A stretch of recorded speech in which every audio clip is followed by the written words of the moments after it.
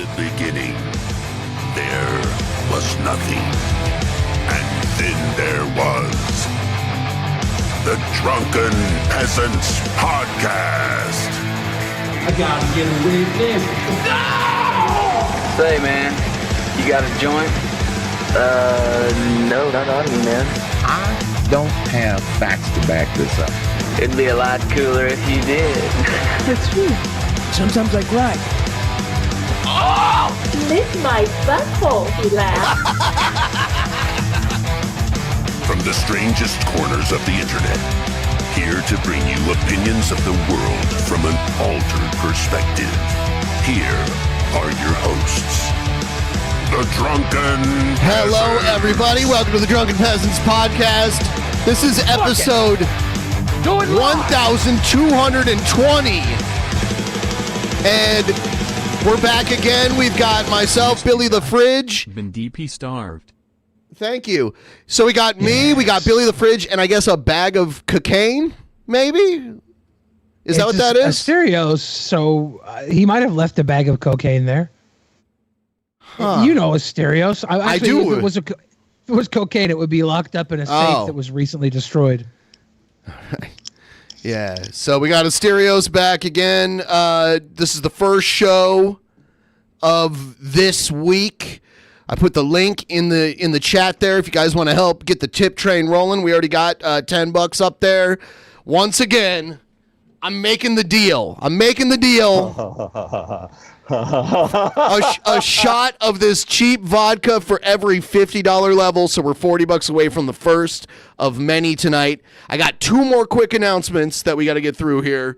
Don't forget that we do a pre-show. We just recorded one live before this, so later tonight, when this show goes live on all of our audio podcast platforms, like Spotify, like iTunes, like all of those places, there's going to be some extra content that you won't want to miss, so check that out. Also, immediately following tonight's episode, we will be doing our first of a few reaction videos to the most recent King Cobra JFS documentary, Nice. Empire of Dirt. And part of the reason why we're getting it started, we're getting it out of the way, is thank you so much. There you go. All right, I'll do this. But I got to finish what I'm saying here. Get to drinking. I will. I appreciate it. Because on Saturday, we have your favorite son, the maker of the documentary, as our guest on the show. So, yeah. There you go. Yeah. So that's it. That's all I wanted to say. And thanks for supporting us, guys. And I'm going to down one of these now. Someone just tipped $40. And by the way, oh, hey, it's Asterios Coconuts. I'm a guest here. Yes. That, like, what fucking Ben's, that bottle of vodka looks like a war crime. Like, it looks like it was like dug up from like an ancient Soviet vault where they hid Hitler's brain. Well, it was. Look who comes crawling back to the fans, you drunken scammers. Hey, we told you we were taking a short hiatus. Now we're back. And we're still doing the same amount of shows. We're still doing the same amount of shows. We just padded last week at the very beginning of the week with 3 shows. And now this week, we're doing the end of the week with 3 shows, 3 in a row. So we'll be here tomorrow and we'll be here on Saturday. Yeah, it's like we pushed all the shows to the side so we could spread open a huge, gaping week of fun. Yeah, so start the weekend off right with fucking Ben dying live on air. Drink. Oh, yeah, I can taste the vodka from here. I From New survived. York, I can smell it. I survived this last week in a combination of Tacoma and Portland. So I think I'll survive tonight. But please, everyone, like the stream. Also, if you ironically subscribe to Sturgis, right now might be the time to pull the ripcord on that. When we get to the Sturgis segment, by the way, I'm calling him Stuttering Sturgis now. Nice. But when we get to the Sturgis segment, it might be the time to kind of sink Sturgis. Look, It's time to go. You said Sturgis. I of course immediately thought of the WCW motorcycle venue, And most would. And then Hog you Wild. he went on to say stuff that makes me think it's a person and they're bad. So I'm looking forward to hearing about this. Yeah. Yeah, Yes. He's nothing to do with the WCW motorcycle event in Sturgis Unfortunately. Hog Wild. Yeah. Bo. Unfortunately not. But He's more hog mild. this was breaking news while I was setting up the show, so I thought we'd take a look at it. So the whole classified documents thing that Trump was being charged for, now they're tacking on more charges. If you want, I can very quickly summarize the facts so we can start telling jokes. Do it. Okay. Yeah. So today they released an amended indictment. The original indictment released by the Department of Justice was like 37 pages. They've added like a brand new 23 pages of bonus content. Wow. It's like an indictment DLC, which includes a whole new defendant and a new charge of a new document. Who's the new defendant? Trump's pool guy? I'm not even kidding. What is alleged is that, and you know what?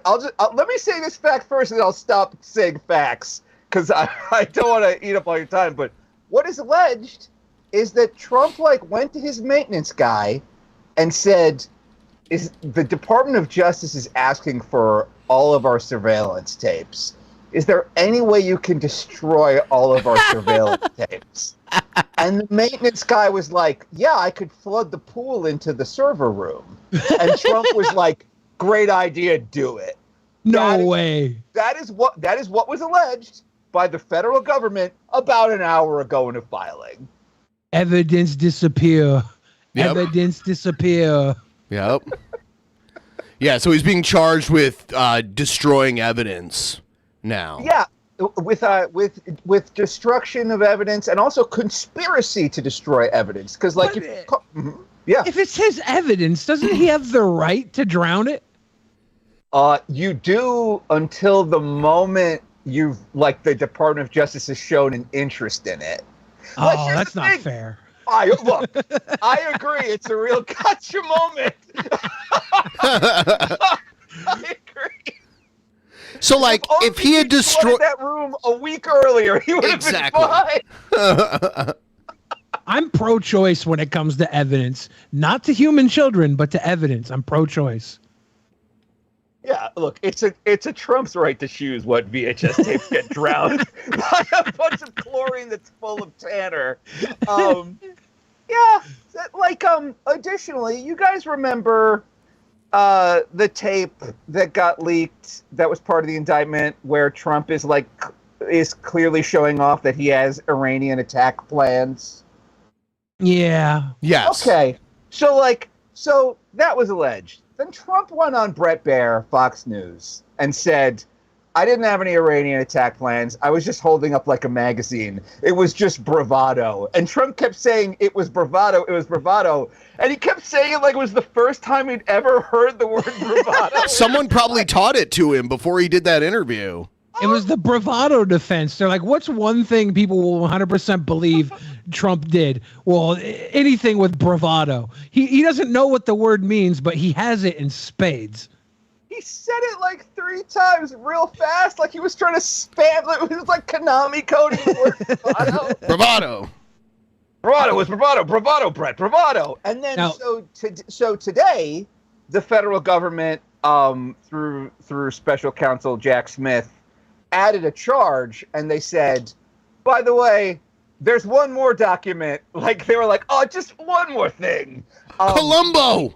Yes, they fucking Columboed him. They were like, just one more thing. You said you didn't have an Iranian plan to attack, and that it was just magazines. We found this Iranian attack plan in your desk. Oh no. So they charged him with bravado? They charged him with bravado and conspiracy to have cojones. Yes. Bravado in the second degree. Oh, sorry, what were you saying? That's Trump though. Bravado. I think first degree bravado might even describe Trump better. But yeah, That's great. The last moment, Chuck Colombo moment. Yeah. You know, I almost feel like bravado is his new locker room talk because that's what he said all the time. Yeah, it was locker room talk. Like this motherfucker's ever been in a locker room in his fucking life. Don't forget, Donald Trump's the guy that he's been in the Miss Universe locker room. Oh no, of course. I do apologize. He's got more locker room walk than locker room talk. I was just gonna bring up. Remember how like during the Apprentice days, Trump gave an interview where he was like, "The human body only has so much energy, so I don't like to walk or exercise because I'm expending my natural energy." You know, kind of like how in Dr. Strangelove that guy's talking about like essences and bodily fluids. Trump believes that. Trump walks into prison day one. He's obviously going towards the Aryan section of the prison. They're like, "What are you in here for?" And he's like, "Bravado." Bravado with attempted chutzpah. I'm telling you. Whoa, they wouldn't like that second word. No. It's a little too Yiddishy, if you know what I'm saying. They put the people with chutzpah in with the chimos. I just learned what that word meant. Chinese motorists. Chinese motorists. Exactly what it means. It's talking about my grandpa, the accomplished motorist. Yes. Chimo is short for mild Chester. Oh, okay. I'm not going to say it because if anyone's going to get you guys demonetized, it's me. But I learned what that word meant, and I was like, my life just got a little bit worse. Because like I'd seen people tweeting that word, and I was like, I don't know, insults, whatever. It's like, Did you know the word chomo before that? No. Well, I learned chomo first. And then I learned chomo. I didn't kind of know chomo, and then when I learned chomo made more sense. Well, chomo is just fans of Margaret Cho that are also motorists. Yeah, or chimos that prefer blue over pink. Okay. I don't get that one. I'm sorry. Yeah, Can you explain it? No, I don't want him to. I don't want him to. Funnier. I don't want him to. It rhymes with like FOMO or fear of missing out. Yeah, so it's supposed to be a play on the chimos that like boys instead of girls. Oh, okay. So it's a little. Can we talk about Margaret Cho again? Thank you. Why'd you ask? You know better than to ask, Asterios. You know better than to ask. Could you never ask him to explain a joke again? Speaking of Margaret Cho, she's like the Bobby Lee of female comedians. Yeah, but you know what? It seems more earned with her. Something about Margaret Cho, I'm like, look, your mom was like this. Something about Bobby Lee, I'm like, I don't know that your parents were like this. I think you just liked the voice. Oh my God. We have to cover this other news story that I was really drunk when I first read it. So I thought I was reading it wrong. And then when it actually sunk in, I laughed insanely hard. SpaceX, the Model X, X Corp, X.com, which eventually turned into PayPal, and a son whose actual name is a collection of letters and symbols called X. It seems Elon Musk's fascination with the letter X is spot on for Twitter's overnight logo change. The new branding. It's not just the logo. They renamed everything. They changed the sign on the side of their building. Next can be something. So why would you buy a very recognized brand only to rebrand it? It was like one of the biggest purchases ever, too. Yes. Because he's been fumbling the old brand so hard? No. This is terrible.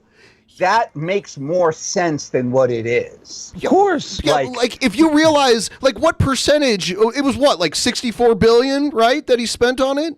What percentage of that was just for the name alone?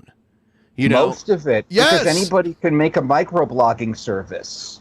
Yeah, you were buying the brand identity. Right. Why didn't he just make a website, x.com, and just like build from the ground up? Well, it's cool, though. It's smart because now, instead of tweeting, people are exiting from Twitter. They already have been anyway. I've been calling it Zeeting, which sounds a lot like Skeeting, which makes me happy. I just think he was getting a lot of criticism for being transphobic, and I think it's nice that he's at least acknowledging the Latinx community with this change. Latinx? Are you sure it's not pronounced Latinx? I like Kleenex?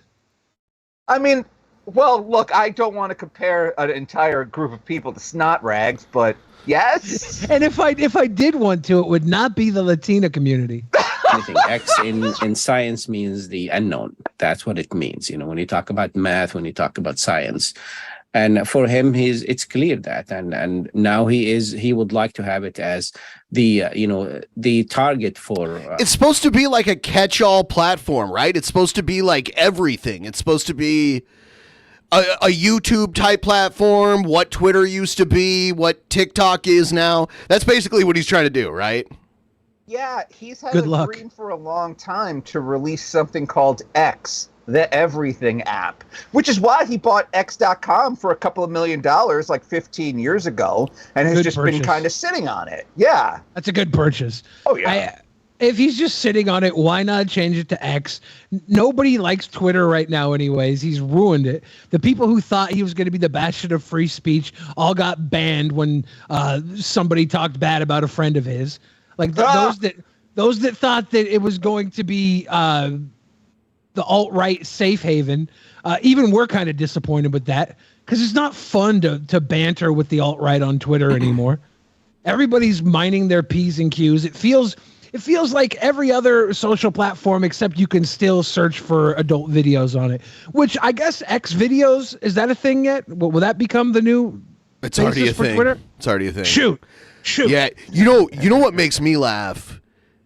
The Twitter addicts, like the people who, when they first woke up, would say hello to people on, like, hello, hey, everybody. And then they'd be on Twitter all day, tweeting all day. And then at the end, they'd be like, good night, fam. At the end, it's like, you're letting me know when you wake up, what you ate, what you're thinking. And then you're telling me when you're going to sleep at night. I love how Twitter's ruined for them.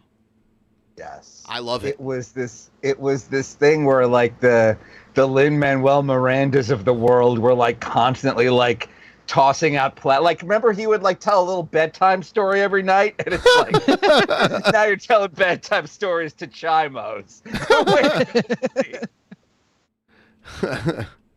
Staffing cuts could mean for cybersecurity. If you have a skeleton crew like what we have now at Twitter, how are you going to guarantee that? We can't forget Elon Musk named one of his children X as well, right? Yes, that's right. Yes. That's X18. Which is a little weird, right? Which is weirder, X or blanket? Wasn't that Michael Jackson? Blanket is definitely weirder, but nobody was trusting Blanket, or not Blanket. No one was trusting Blanket's father with so much of the free world, right? Like Elon Musk being one of the richest, if not the richest men in the world, and having a child named X is a little weird. It's like, why don't we just put Gwyneth Paltrow in charge? He definitely, Elon Musk, even if you adjust it for inflation, definitely has more money than Michael Jackson had. But Michael Jackson was at one point the biggest star on Earth. He probably had more clout and fame than anyone else on Earth. Like in the mid to late 80s, he was insanely huge. But what did he ever do with it? He just hung out with kids all the time. That's not all he did with it, but that was a large portion of it, yes. He bought Like, the who- Elephant Man's bones, remember? Yeah. Yeah, you could. He you had could an collect amusement park in his bones yard. and songs. Yeah, you can have an amusement park. Like anybody who has an amusement park is a good person. Dolly Parton, Walt Disney, Michael Jackson. You can't fight that. That's just a fact. Darn it! If you hadn't started with Dolly Parton, I would have disagreed with you. But she's so cool, Right? yes. Right? I have to say, the name Blanket in a vacuum is better. When you remember that it was Michael Jackson's name, it saps all. It ruins the word blanket. It's so sad. That's not a terrible name. As far as naming children goes, Blanket is I don't know why you would name a child Blanket. I don't get it. If you're an adult that has regression from their childhood issues. Well, the reason why the youngest one was referred to as Blanket, and this is the reason why. Because Michael Jackson's crazy ass named both of his sons the exact same name. Legally. Both of their names were Prince Michael Jackson. So they started calling the youngest one Blanket so that they knew who they were talking to and didn't get confused. What does George Foreman do with all of his children? Aren't his daughters also named George too? I think they so. They have a number after it. That's the thing. Yeah, like George 3, George 4. Yeah. So you just call them numbers at that point? Does that become just as bad as X being is that an integer? What is it? It's a variable. Yeah, a variable. X is just a variable of the numbers that Foreman would name his children. This is all confusing. Does Elon Musk maybe have a child named after every letter in the alphabet? Do we know that or not? He has a lot of kids, right? Doesn't he have like 11 kids? I heard he's got one with Amber Heard, allegedly. Ooh. Kind of how Biden doesn't recognize that one granddaughter of his, which is something I keep seeing and I haven't clicked on, and I don't know if it's true. But I don't know anything about this granddaughter story. Does he not accept her as a granddaughter, but still wants to have her over for private parties? What's going on? It's a headline that I see on conservative news sites where they're like, Biden refuses to acknowledge own granddaughter. And it's like, I don't know. I feel like it's kind of funny enough as it is. I don't need to know more about this. That's just pretty funny that there's like a little girl Joe Biden particularly hates. Is it the one that Hunter Biden got sued to have to pay for recently? I assume it has something to do with Hunter Biden. I don't know, but I mean, it smells like Hunter Biden bullshit, you know? Yeah. Does Bo's kids also become Hunter's kids since he started banging Bo's widow after he died? That's not how that works. How's that work? You know it doesn't work that way. Well, I don't know how it works. It's Modern Family territory. I need to know. It's the Brady Bunch. Yeah, it's like the Brady Bunch. Yeah, they all became the Bradys. Yeah, here's a story of a Bo and a Hunter. Bo died and Hunter banged his wife. Now all of them live together. The only one Biden doesn't accept is the illegitimate crack child that Hunter had with some random woman that he now owes $800,000 to. I've never realized their names are Bo, like a Bo bow and Hunter. arrow. Yes. Hunter. Yes. Yeah. Bo Hunter. That's terrible. Yes. I mean, it's sick. It's all sick in the head, right? Of course, the one that was like the hero would die in battle, and of course the one that was die the in crackhead. battle. Well, I don't know. He died what of happened. cancer. But he probably caught cancer's it a battle over of its there. own. Cancer's Oh my he definitely got it over dude! there. I need Cancer's another a 6 battle of days its own. off. I need another Cancer's a 6 battle days of its off. own. But Okay. our surviving crackhead child not only gets to live the privileged life after his warrior brother passed away, but he also takes his brother's wife. That's a hard world we live in. This is true privilege. I keep hearing that people like that wanted to get in close with the Bidens bought Hunter Biden's shitty artwork for exorbitant amounts of money. That maybe next time we're on Drunken Peasants, we could look at some of Hunter Biden's art. I had no idea he had art. We did an episode on it, Ben. We did a whole episode when it got announced. He was getting flack for being on all these boards in other countries. And right after that flack came out, there was this huge press release. Guess who's actually not a terrible artist, already getting $800,000 private donations for his new artwork. And we're looking at it and it looks like, some privileged kid finger painting. We're like, if you would have told me he was a 12-year-old doing it, I would have thought the same. It was ridiculous. And he's already gotten random $800,000 bids in for his artwork. And it's like, yeah, we know he just got in trouble for being on the board. The same amount he was being paid for being on these foreign boards, he's now magically making in private auctions for his new art career. Shut the phone. We know what's going on. It's awesome to me. Like, I reflexively, as a liberal, I want to defend Democrats and the Bidens, but it's like, look, I genuinely don't think, I don't know why, I don't think Joe Biden had much to do with this. I don't know that Joe Biden's spending a lot of time like riding shotgun in Hunter Biden's crack mobile. I just don't. It doesn't seem like that's why people keep trying to get this story to stick, and they keep trying to meme the phrase "the Biden crime family," and it's like, look, if you already weren't going to vote for him, then you probably buy this shit. But for me, I don't know. It doesn't.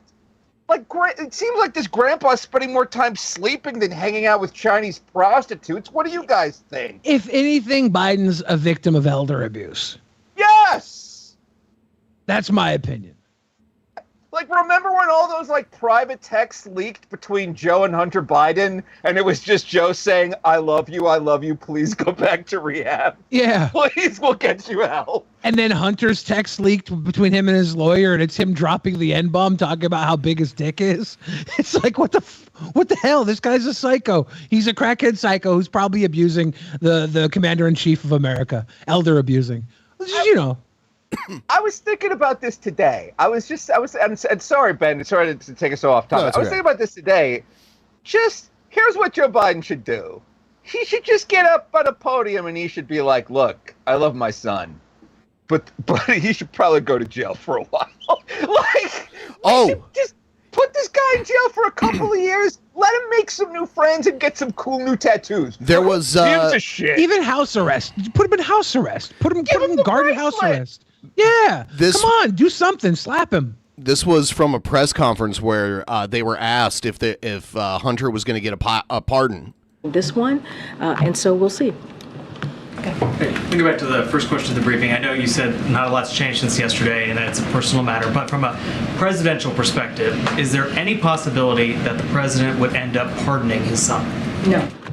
Well, is there? Right. I just answered. Go ahead. Go ahead. Thank you, Barry. Could you pause it for a second? The way Fox News worded this headline, they were like, White House Press Secretary Karine Jean-Pierre gives terse, rude response to question. And it's like, she just said everything conservatives want, and then they're still finding a way to attack her for it. Yeah. But we know he's not going to have to pardon because he's going to have all the charges dropped before it gets there. I don't know if he can do that. True. I mean, he's been doing it so far. No, he's already pleading guilty tomorrow to him.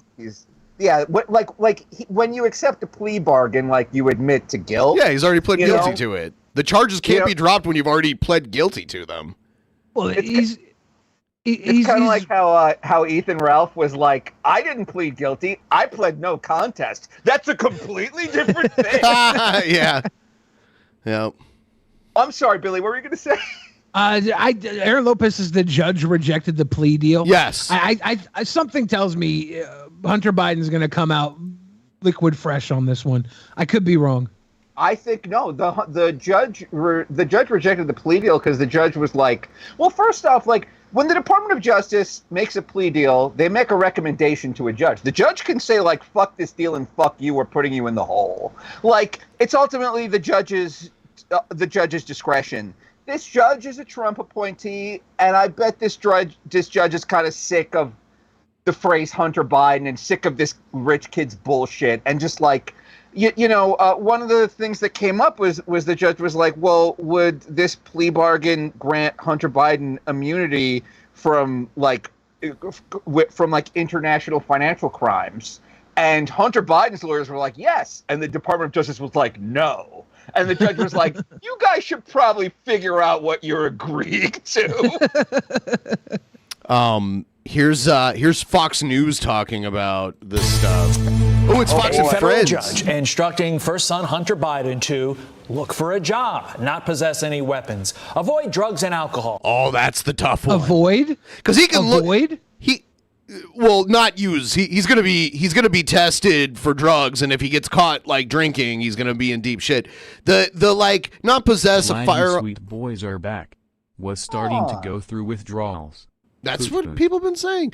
And by the way, once we hit $100, I do another shot, the second one tonight. Seek employment. I mean, Jobs just like bend over backwards to hire him, so he doesn't have to worry about that. Not use or unlawfully possess a narcotic drug or other controlled. Okay, so that kind of falls under the alcohol, and submit for testing. So those last three, he might fail miserably. I don't know. This also looks like a list of 5 things my parents want me to do. Like, did Joe Biden write this list? Yeah. This is, come on. This is not a big deal. And submit to. Aren't these the conditions for anyone on parole? Yeah. Like, yeah. I mean, it's funny how they're trying to play this up like it's a big deal. It's like, yeah, criminals can't do these things, or they go back to jail. Drug tests if he wants to stay out of the slammer. Jimmy Fallon is host of Fox Across America on Fox News Radio and Fox Nation, and he also joins us now. Boom. The judge. Does he look at his hair? It's all like at a point. Said, fire up the LinkedIn page. Got to find a job. Listen, it's no way to treat a guy whose dad just cured cancer a day ago. He did say that yesterday. You talk about a thankless country. Mm-hmm. Okay, the guy saves the queen, he ends cancer, and now you go right in on the kid. To life. And I'm bringing up Joe Biden, though, to be serious for a second. This is the beginning of the end for Joe Biden. Let me explain this. This is serious, okay? The reason we're in this position is because Hunter Biden made millions of dollars without having a job. I love this picture. Because it makes it look like they're like wheeling and dealing, like, yeah. While doing drugs, meaning there was no market to pay Hunter Biden. Wow. Hunter has a really crooked smile, too. Like one corner of his mouth curves up, but then the other one kind of curves down.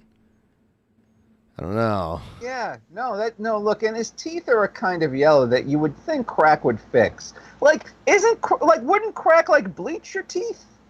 Oh no! The crack always has the remnants of yellow on the front teeth from the smoke of the pipe burning. Oh. Biden's smile, by the way. Let's not walk away from this. He looks like some sort of Joker variant here.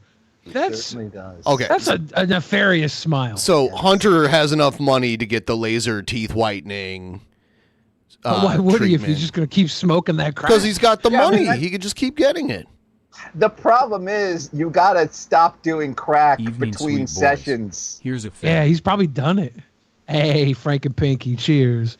He's probably done the teeth surgery 19 times and just keeps cracking them out. Any of this money, however, him being the intermediary. I think the front tooth is actually, there's like one white one in the middle. That's probably a falsie. Could be.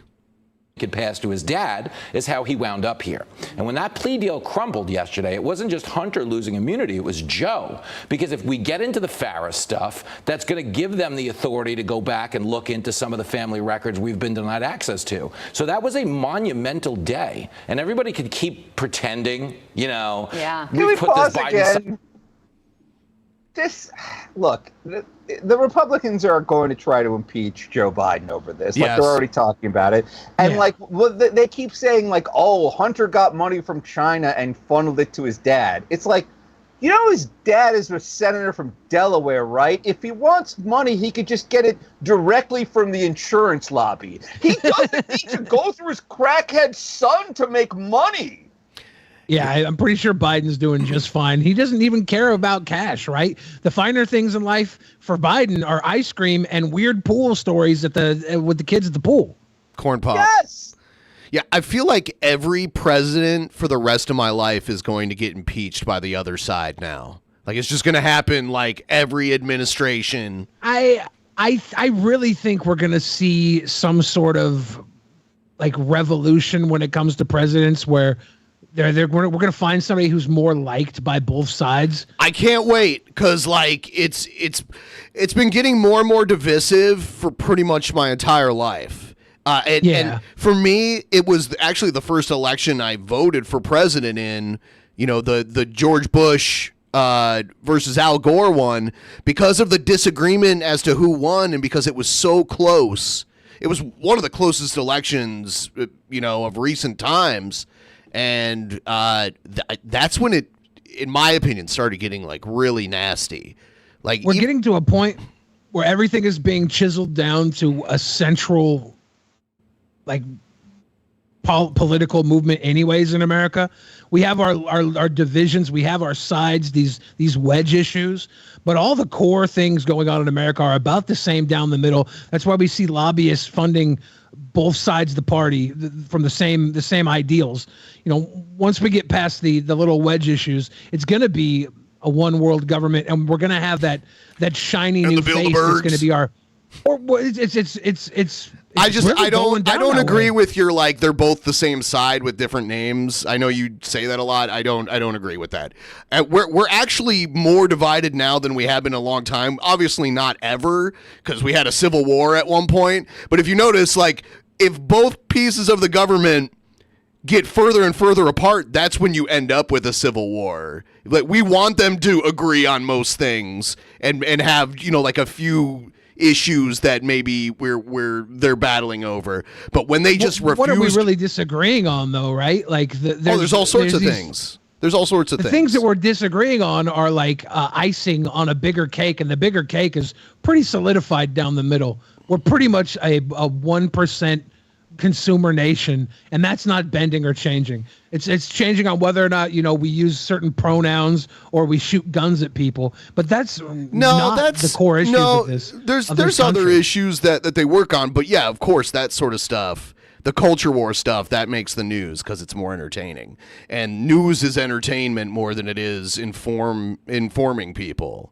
Once the machine is locked in and working at full capacity for the 1%, we're going to have a president come in that is very likable by both sides, and we're going to feel like we're at peace again because the machine will be so tightened in on us Alex. that there will be no freedom. Okay, Alex. I mean, I know it sounds really cool. You're such an enlightened centrist. It's not. It's look at the numbers. Look at what's going on. I look at what's going on. I see more political division than we've seen in over 100 years. That's the cloud. That's the prestige. That's the Bilderbergs tricking me, right? It's not the Bilderbergs. That's literally the prestige. This country is running really, really well for 1% of the population.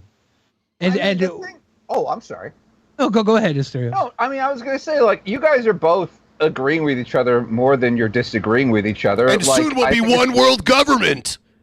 I mean, I think it's pretty obvious that, like, things are more divisive, Ben. I mean, in our lifetimes, we've seen 2 impeachments, and we're about to see a third.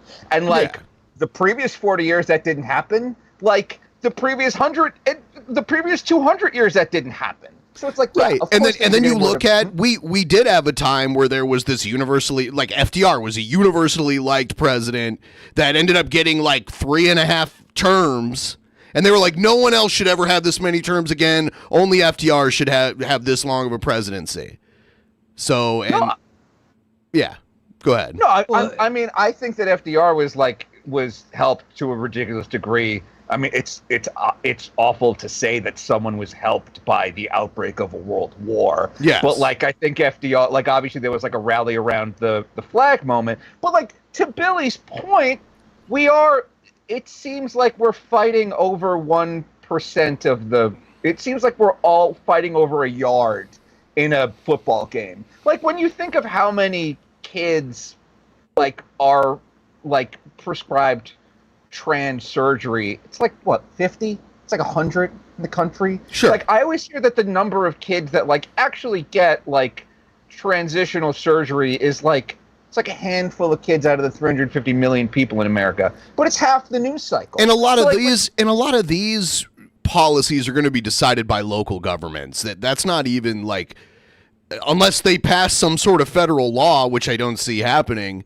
These are mostly a state issue, like that the trans issues and everything. They seem to be the wedge issue starting what you described as the next civil war. No, I didn't say that. You said the last time we've had this much division was a civil war. No, I didn't. No, that's not what I fucking said. I said, well, you brought up the Civil War, so listen again. I'll clarify it if you stop talking for 2 seconds. So what I said was, we haven't been this divided in recent times, but of course we've been more divided in the past because we had a civil war.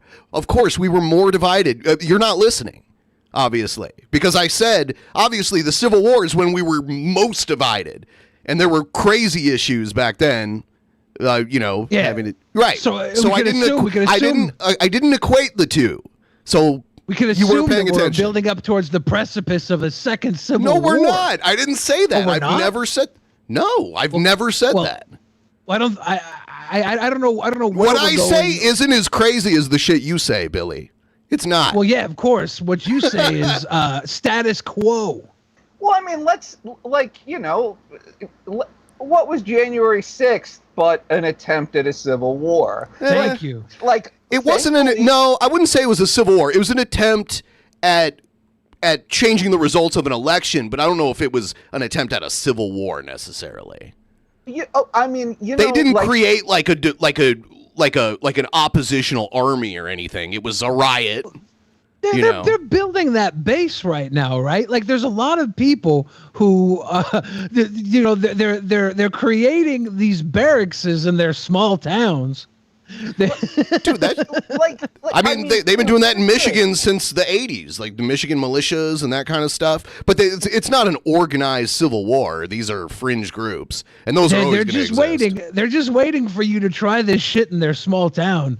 And then they're ready to go to war. It's fun to have these. They got their granddaddy's guns. It's fun to pretend like you know all these conspiracy theories are true, but you don't really have anything. Like I think I have more based off of what I'm saying than what you're saying, right? Like you have the advantage. You have the advantage of saying there's no civil war yet. So that's I'm saying I don't see a civil war happening anytime soon. I said we were more divided. For that? We were way more divided than we are now because we had a civil war in the past, and the issues back then were way more divisive than what we have now. We had the entire economy of the southern United States dependent on slavery, and the U.S. government was trying to take that away from them. That's way huger than like who uses what gendered bathrooms and shit. I mean, I would certainly agree that like whether or not people or property was a more important and divisive issue than a lot of the penny ante bullshit we talk about today, like whether or not we should kneel during like the national anthem. Like, I mean, Ben, I think the reason you introduced the phrase Civil War into the conversation, regardless of what you said around it or what Billy is saying that you said, it's because, like, yeah, shit's bad now. Like, Billy has to say I said something that I didn't say to invalidate my argument. He does it all the time. I mean, yeah, but it's like I was saying we're not as divided as we were during the Civil War, but it's the most division we've seen since. Right, but it's like your guys' job to fill like 9 hours a week with talk. Like, yeah, look, Billy's gonna say some stuff. Like, but the thing is, January 6th, like, don't forget, a guy went to that thing wearing a T-shirt that said Civil War II Electric Boogaloo. Like, don't forget, like, on January 6th... I would buy that shirt, by the way. Of course you would. It's a great T-shirt. Like, on January 6th, like, a member of Congress, like, went to Trump's speech in full body armor because he expected that there to be a riot. Don't forget that, like, Donald Trump told the Proud Boys to stand back and stand by, and they did. Like, they went to, like, they organized and they set up, like, a rapid response team that had a canoe. When I hear the Civil War, when I hear the rhetoric, Civil War is imminent, one world government, it just sounds like some Tim Pool and Alex Jones stuff to me. I don't think nobody. He's talking about the idea that like corporate interests have bought both the Republican and Democratic parties, and that ultimately, like, no matter what laws are passed, they're going to be serving the interests of corporate masters. Like, he's talking about the Uniparty, not the Bilderberg Group. Yeah, I know. I was the Bilderberg Group was just me fucking around. So it's okay. It's okay for you to fuck with me, right? Why are you smiling so much when you say that, Billy? And I'm not even fucking with you. I'm saying this build up towards the second Civil War. I didn't say you were fucking with me. I was saying you're not listening because you don't actually listen. I am obviously listening. You're getting too defensive over this. I'm not defensive. I'm saying this build up to the second Civil War is inevitably going to be alleviated when we bring in a president that both sides seem to agree with, because the machine itself has been so sturdy, strong in the center. The one one world government will be so strong that we don't have to fight anymore. The fight right now is us slowly being distracted while they strip away our freedoms and rights. Yeah, I mean that's where we're headed. That's exactly what happened with the right, see it with the woman's right to choose. It was like a 50-year pressure campaign that ultimately McConnell won and they got the results they wanted. But like, let's move past like who said what and who meant what and what meant what. Like, something that you guys have both brought up is the idea that eventually we'll get a president that like is generally unifying. I gotta say, and I'd love to hear if you guys disagree with me and why. I think that's Joe Biden. I know that, like, on Fox News, they talk about the Biden crime family and how the guy's a monster. I know they're about to impeach the guy. But I also think that, like, when it comes down to election day, a lot of the country's going to be like, this guy seems fine. He seems like a nice grandpa. No. I'm going to vote for him over Trump. What do you guys think? They hold their nose and vote for him over Trump.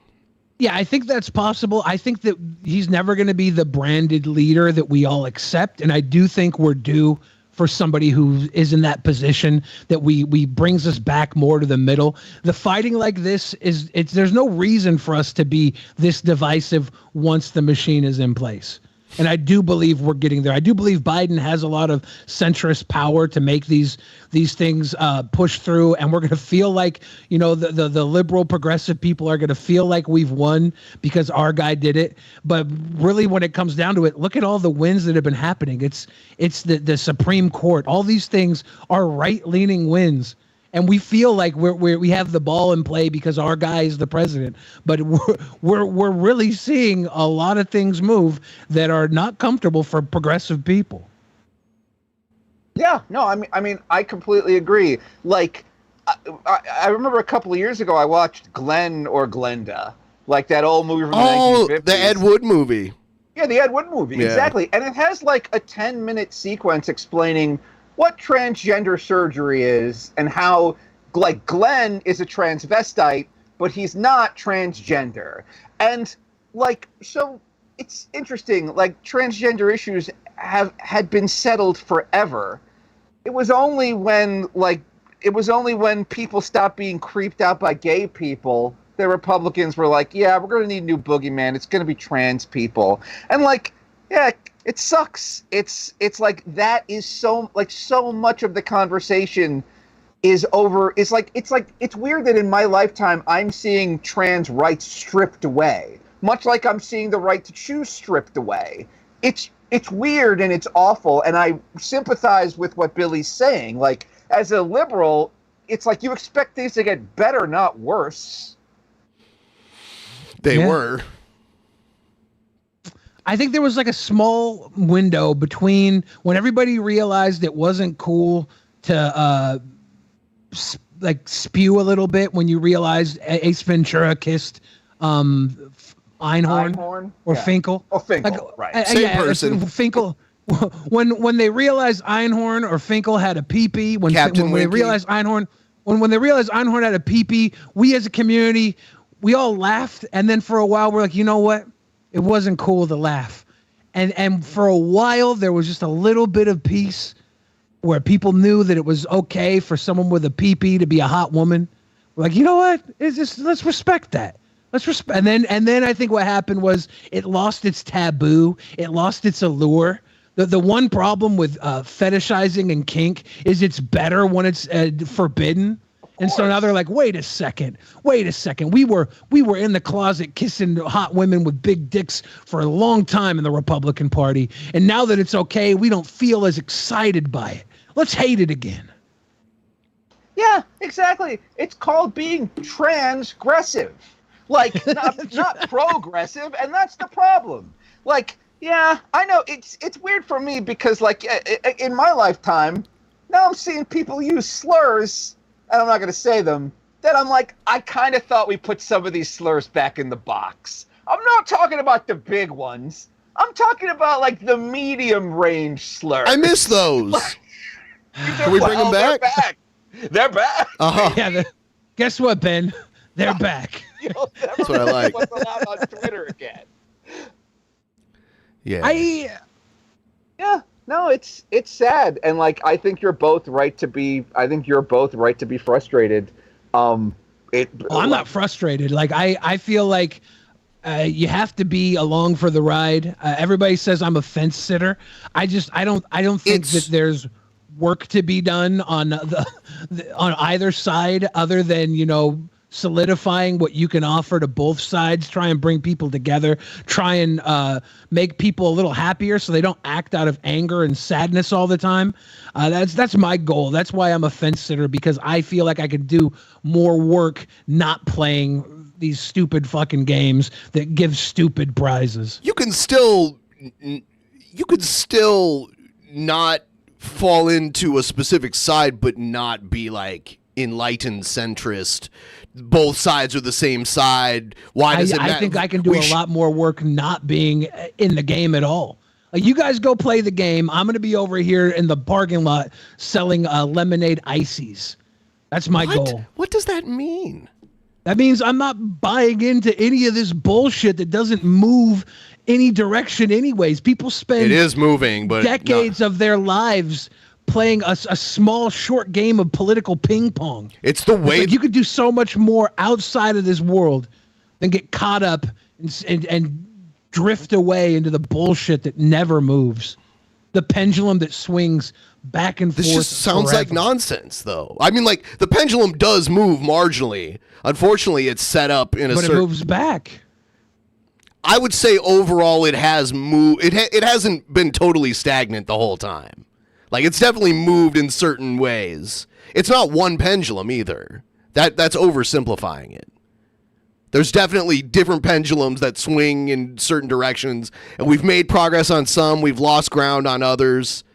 But the more complicated it gets, the more the harder it is for you to actually make change in your own life and the world around you. Okay, well, you're still beholden. So, yeah, he's doing this thing where, like, I exist outside the system. That's fine, but you still have to live by the rules set in place by that system. Or you can go live in the woods or something. You still pay taxes. You still participate in society. You have a mayor, a governor. You have a sheriff. You have all these people that you can't exist outside of them unless you want to go live in the woods somewhere. Once you know the rules, you're no longer bound by them. What Billy is saying is a lot of nonsense, obviously. Yes. But here's what I'm taking away from what he's saying. Look, if the point of engaging in politics is to make people's lives better, then Billy's saying that it is also possible to make people's lives better and make people happier by selling them ices. Why not just give it to them then? And, by like giving them like a fun distraction. Like, one of my favorite comedians, Tom Sharpling, like, he's a raging liberal, but he doesn't talk about politics on his show because he wants it to be like an oasis away from like the daily political fight. Personally, me, like, I like to be as engaged as possible. But like in the long run, we're both dead. Like, I understand the idea of like wanting to be apolitical and wanting to make people's lives a little happier, a little sunnier. Like, I get it. Yeah, if we're on the battlefield, I'm trying to be the medic. I'm not trying to go out and be the guy shooting everybody down. I'm trying to be the guy there healing the people that need it right now. That's my position in this crazy world. How do you do that? Chaplain, how do you do that? Laughter, lightness, happiness. Okay. See, look at you laugh. I just healed you. You did something. Yeah, I can't live in the woods and get Wendy's. I want to exactly. I want to bring up a topic, and I think it might transition us pretty well to whatever else we want to talk about. But like, something that you both have said is, the idea that like it's that things are very divisive, and that we could use a candidate that's like a uniter, someone who we all generally agree with. I was thinking to myself the other day that I think a winning presidential platform would be for someone to go out and say, I am not going to talk about guns or taxes or abortion or the deficit or war. Here's what I want to do. I want to make it easier to get a refund when the airlines fuck you. And I want to make it so that we have one cell phone charger that works for everything. And I want to make it so that like so that Comcast can't like just take over a whole city and charge whatever the fuck you want. I feel like if we had like a consumer advocate, consumer rights president, like a Ralph Nader type, people would go for that because they feel like, oh shit, this guy's trying to improve my life directly. But the reality of that is as president, unless they do some kind of crazy executive order to make all that stuff happen, it's still up to the legislative branch to pass those laws, and all the president does is sign off on it. I will say, I lived in Columbus, Ohio, and this is why local elections are such a big deal. Locally, they passed a law there where we had more than one choice of who our cable company was, but it had to be done locally. It's not as expansive, but local governments have a lot of influence over the people that live in their jurisdiction. We need the government to put an internet system in the way they put an interstate system in. Biden's doing that. The information superhighway is as important as all the other highways were 70 years ago. There's no reason why my phone shouldn't be like there's no reason why like our internet shouldn't be as fast as the internet in South Korea. And I definitely understand what you're saying, Ben, where it's like, well, yeah, obviously the president doesn't have a magic wand, but presidents campaign as if they have a magic wand. Like Trump campaigns on building a wall and getting North Korea's nukes gone, and like Biden campaigns on gun control and tax reform. And it's like, none of these things happen anyway, so if nothing's going to happen, why not at least advocate for like a centrist, neutral consumer, like a consumer rights position that would be very hard to disagree with? Sure. That's the Bilderbergs. I mean, isn't that the kind of stuff that like Ralph Nader did back in the day? Yes. It just didn't work. You know? Yeah, I know. Because Ralph Nader looked like a fucking nerd. Like if Bill Clinton ran on the Nader platform, we'd all have one cell phone charger. And when you had an iPhone and you texted someone with an Android, they would actually get your texts. I want to know what they mean by affordable, because that's such a subjective word.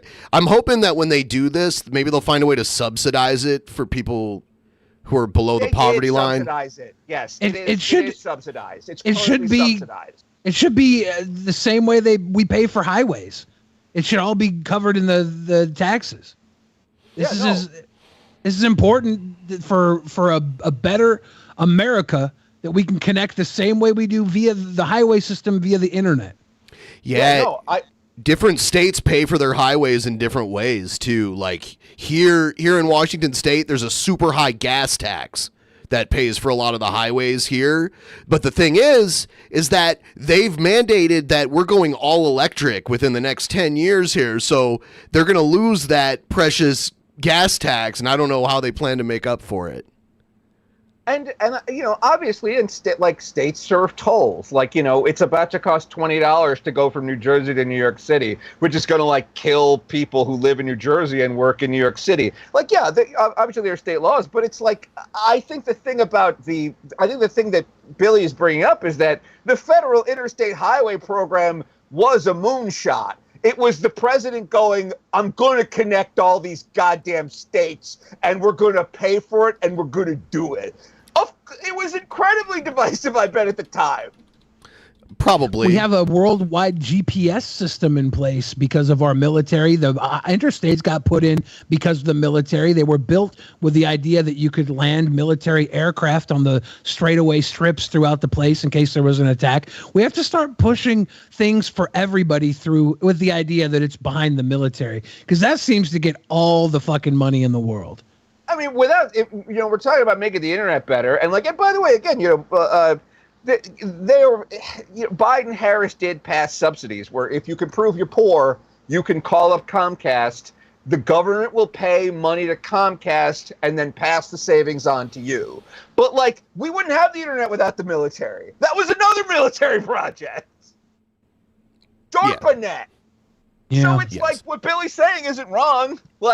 We should give all the money to the military-industrial complex and hope that some of it trickles down to us. I don't want That's to do that. the real trickle-down economics. I don't want to do that. Like if every bomb we made, we had to build a schoolhouse or something, or a food network in a little community, as part of the offshoot. And in response, we grow turnips and shit in this little food community, but we also grow, I don't know, uranium or something. Whatever little extra bonus the military could use off of it. Just grow a little uranium and some geraniums and uraniums. I think uranium's like mined, right? Probably. Yeah. Got to figure out what sort of weapons grade shit we can grow next to turnips and still turnips will still be edible. Check this out. Fox News host mom tells him to stop bashing Biden live on air. Yes. Oh, no. Yes. We have a very special guest on the line, a Democrat, my mom. Mom? How have you... Hello there, Mom. How have you... Yeah, it's crazy to think, because I've seen so many clips of this guy, to think that his mom is a Democrat and still watches. Makes sense. Yeah. Enjoyed the show so far. The rich really be like trickle down these nuts. That's exactly right. Yes. Enjoyed the show. That's it. I want to say congratulations, Honey Bun. We are so proud of you and your accomplishments, and you've worked so hard. Now let's aim to have you keep your job. And to that end, I do have some suggestions. Okay. Do not tumble into any conspiracy rabbit holes.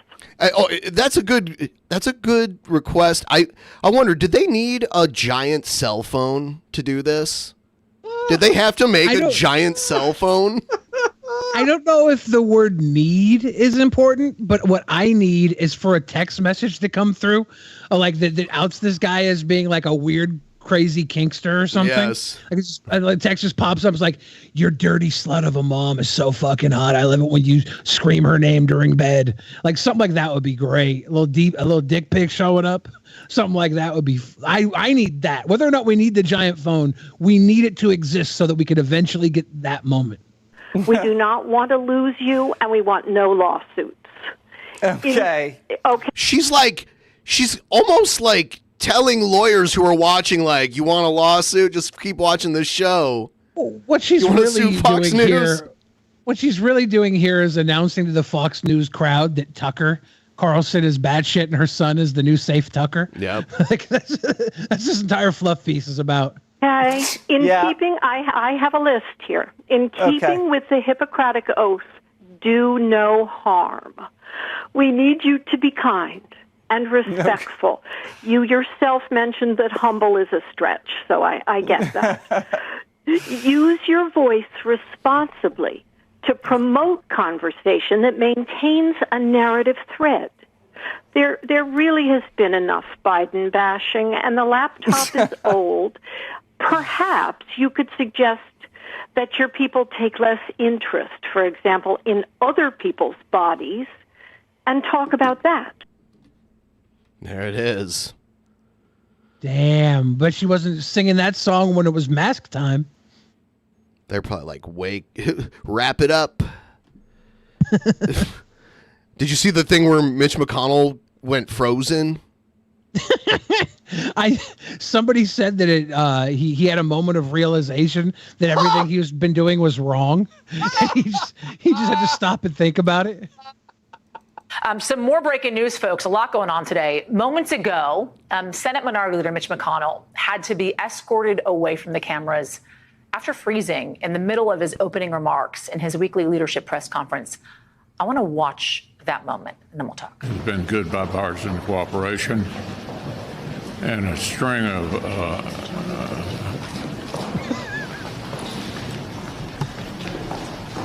5, 6, 7. He just count how long he's silent for. He just saw the hair start running away. Is he having a stroke?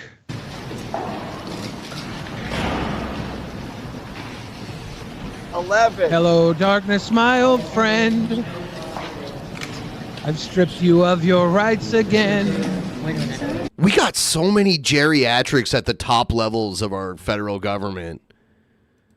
Where's the little King Cobra disc loading thing that pops up? The bog disc failure.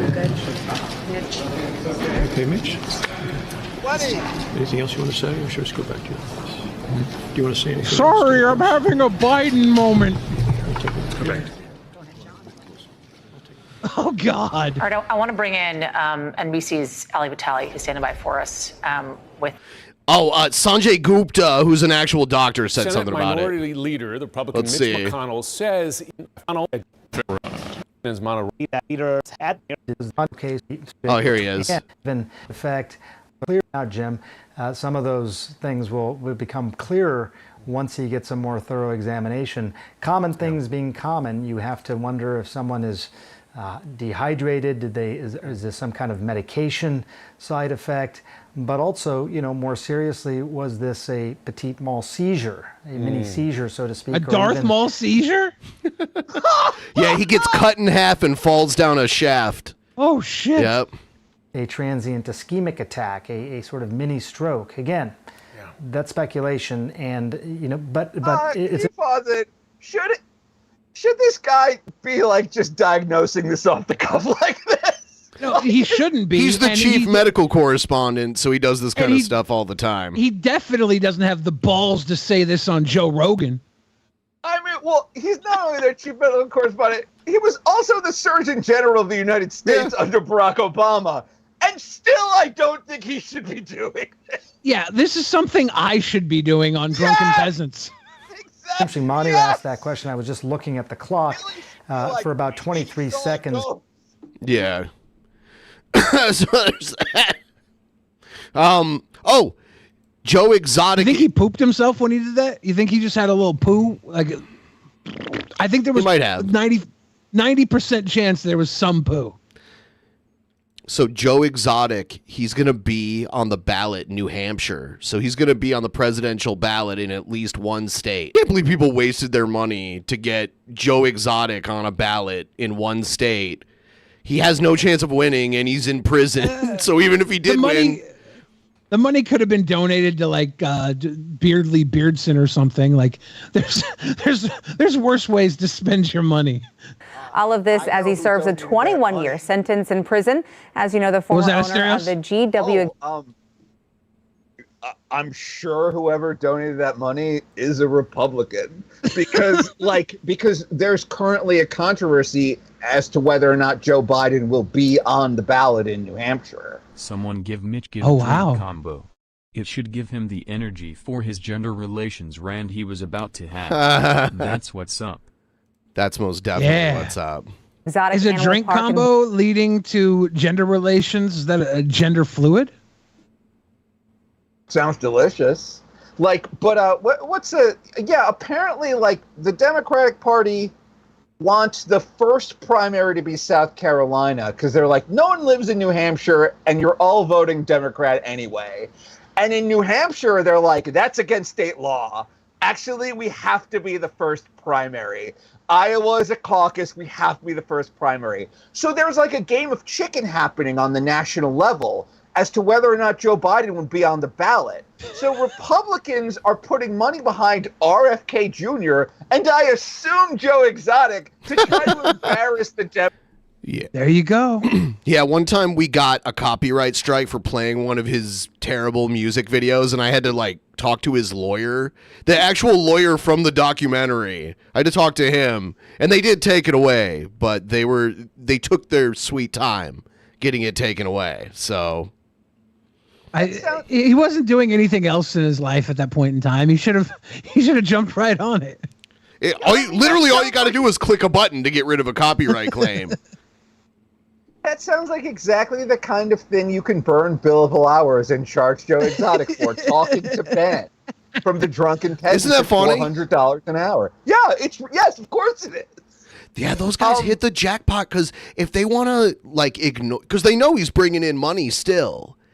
And a lot of that Tiger King money, the royalties from that and everything, just go straight to his lawyers, and they can ignore him if they want He's to. In jail.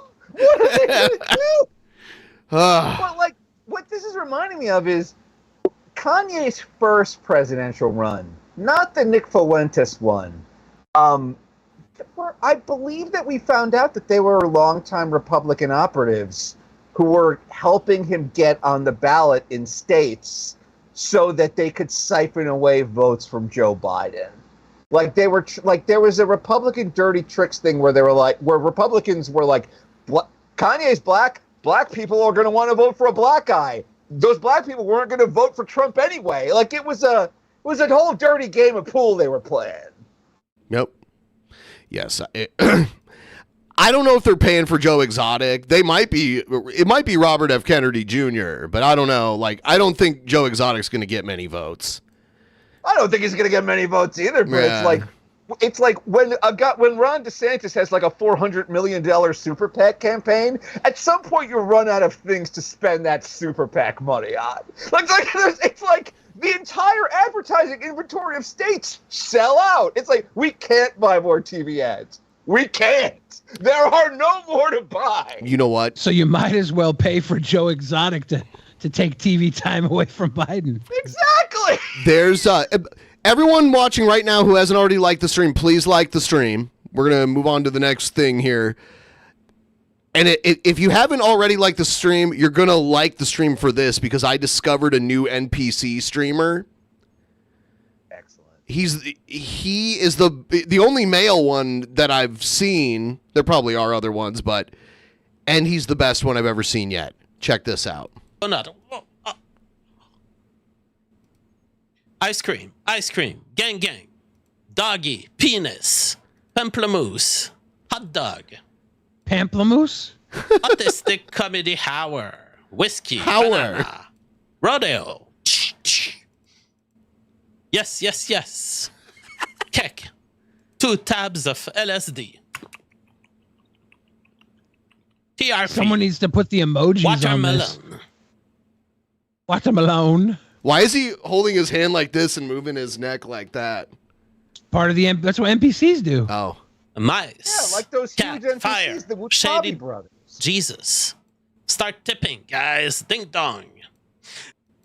Ding dong. Now, a lot of the reason he's doing this is because they've recently implemented a super sea cleaner that's going to clean 90% of the garbage island out of the Pacific Ocean by 2040.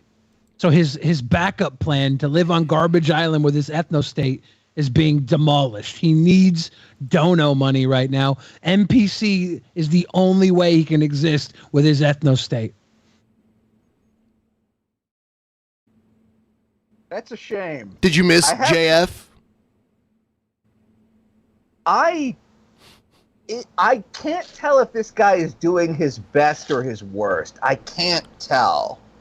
You remember him from back in the day, right? Or maybe not. You're not familiar with JF, Dr. Jean-Francois Gariepi of Duke University? I don't know. Who was in a battle with the state of Texas, and Drunken Peasants was named in defense because he met a woman that the state of Texas deemed was too dumb for him to be sleeping with? Yes. And he revealed that on our show years ago. He was like, I was dating how you say, retard. Like that. Very low IQ. He said it in like the most sensual way, like he was so proud. Yeah. It was so strange. For you to have too low an IQ to consent in Texas. Yes. What was her IQ, like -40? All we know is the state of Texas said that she met him because she was a fan of the Drunken Peasants podcast, and she was not allowed to consensually date him because she was too stupid, too low of an IQ. Yeah, there's court documents out there that go through the entire thing. They made her like a ward of the state eventually to like get her away from him. He met her and she lived in Texas at the time, but she moved to North Carolina where he lived. And they different laws. Yeah, but they pursued it in court in North Carolina and got her taken away from him. It's a long story. That probably wasn't a fluke. It wasn't like, oh, he randomly fell in love with a low IQ Drunken Peasants fan, because later on he ended up having this relationship with a woman who, now we don't know if the state if any state or province said that she could or couldn't consent, but based off of her position in videos, based off her articulation, based off the way she responded, we can only think he's got a thing for low IQ Mama women. JF is her name, Mama JF, and they live up in Quebec together. So he ended up leaving the country because he couldn't catch a break, and he went back up to Canada. Oh, he's Canadian to begin with. He's French Canadian. Yeah. Okay. Yeah. And I just want to remind people that like Texas is so dumb that every year their power grid breaks in the summer and the winter and they don't fix it. Like Texas is so dumb. Like you're allowed to like have a shootout in the street as long as you walk 10 paces first legally. Like, and even they were like, JF, you've gone too far. Wow.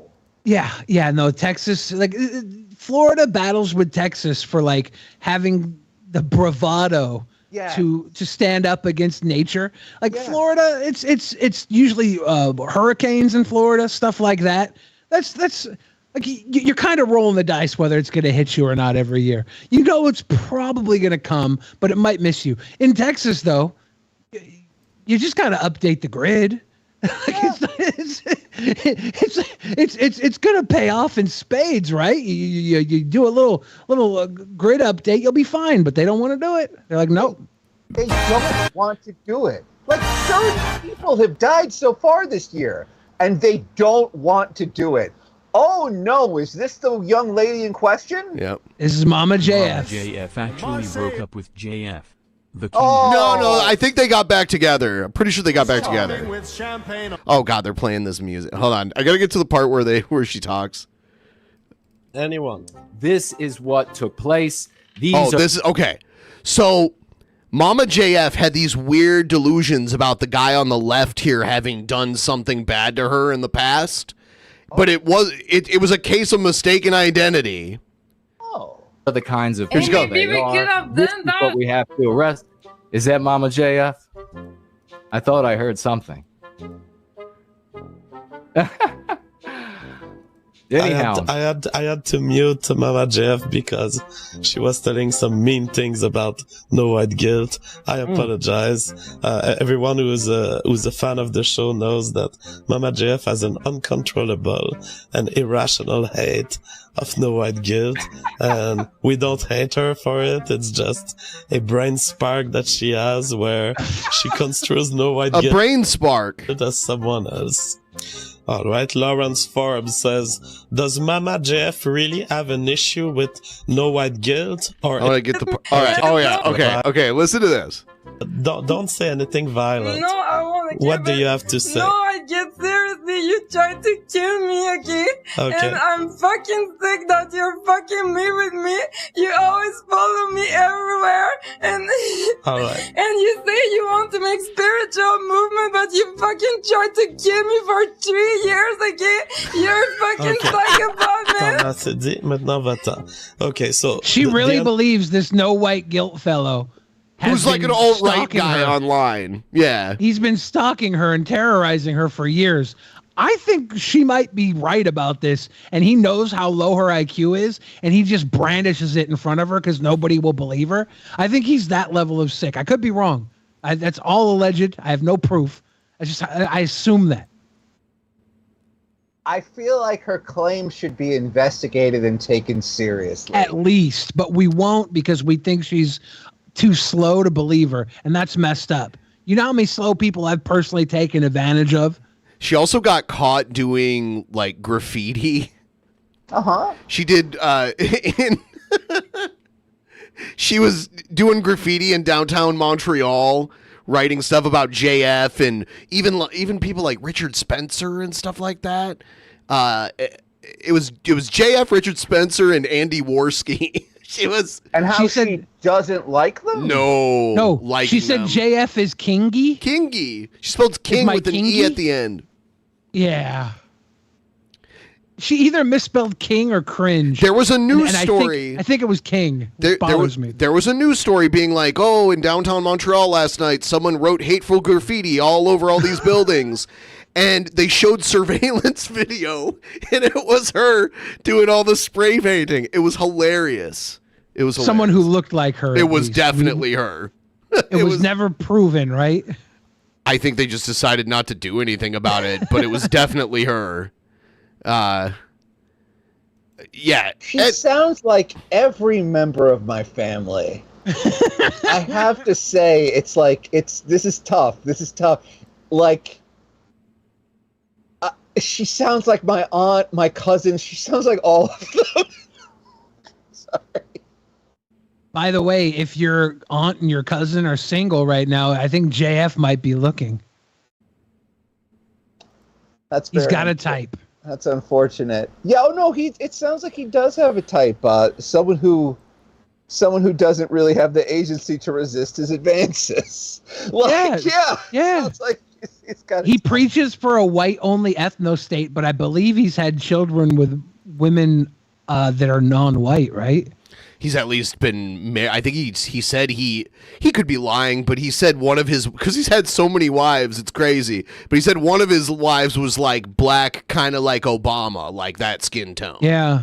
So he always seems to move the goalposts. He's like, no, I want a white ethno-state, but I'll allow Asians in because Asian women are hot.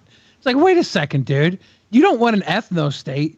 You just want a place where you want a part of the world where a 5' nothing manlet gets to be the top of the fucking pyramid, right? That's all you want. You want a place in the world where your weak ass is at the top. It's not an ethno-state. It's you opting out of society because you can't hang with everybody else. The whole thing about being the supreme race is you actually have to walk supremely. None of these people do. I completely agree. Anytime I read online discourse about forging an ethno-state, ultimately the discussion falls apart because they all also want to bang Asian girls. Even Nick Fuentes has said that. Of course he has. Yep. They're irresistible. I am the peak of Aryan race. Like I hate should, it when you say that. I should be a white supremacist because of how tall, handsome, pure white-blooded I am, but I don't have to be because I can just exist in the world with everybody else and still rise to the top. I'm still cream of the crop. I don't have to keep other people down to be at the top. And that's what true power is. These white power guys will never know it. Pathetic. No, I completely agree. It's like the ultimate power is having power and not exercising it, but knowing that you could exercise it. Exactly. I walk around with my finger on a nuke button and nobody knows. Yeah, exactly. All right. Here's have you been following the Cyrax stuff at all, Asterios? That name has been popping up more recently. Yes. So I don't know a ton about it, but that name has. We've talked about Cyrax on this show, but I've been seeing Cyrax in other darker forums. Yes. Yes. There were some people who came to his house recently, and he attacked one of them with a baseball bat and got arrested and went to jail. And he had his day in court recently, and it looks like he's going to be charged and probably convicted with assault and battery. And this is a video of him saying he's being set. He is a hideous creature. Have you ever seen him? Okay. Yeah, because it's you guys. The reason I know who Cyrax is because he sounds. It's because the name. It's one of those names that's awful. It's like you guys have shown me Cyrax before, and then Flexo or Fexo. And I always confuse the two, but I don't like either of them. Skexo? What's that other guy's name? Yes. Spexo, yeah, we haven't watched him in a little while, but yeah, he's a little like simp boy for Nick Fuentes.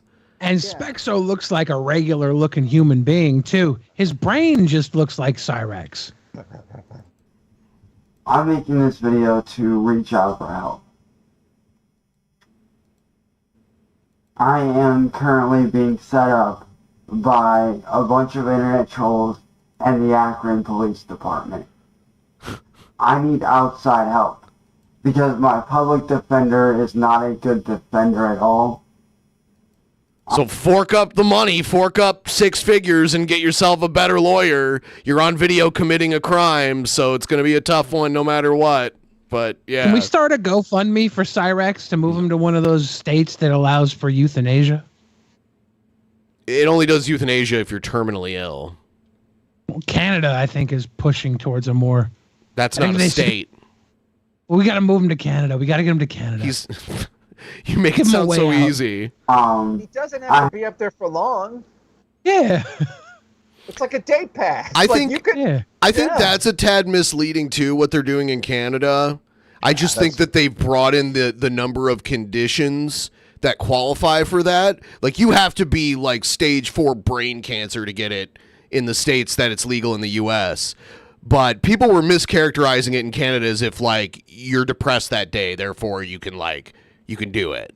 And everything I've looked into has indicated that is just internet hoopla exaggerating something that they don't actually know that much about. No, I agree. It's an attack on socialized medicine by the organized right. Like, of course. But what about the Netherlands? Who's got that pod that lets you go night-night? Oh, yeah, they have that in the Netherlands, yeah. We could send them They to do have there. it there. I feel like that's They the wouldn't best let him help in their you could give country. Cyraxx. I could be wrong, but I feel like Cyraxx deserves a way out. A humane way out. Video evidence Just take his internet away. that he is refusing to look at. Long story short, They have what a bunch of happened? ants on the top of his head. What's going on up there? It's some kind of I think weird he tried source. He tried to headbutt a shotgun blast. It's like scabies or something. No, it does look like sores. Unfortunately, you're right. I wish Billy was right, but you're right. It is sores.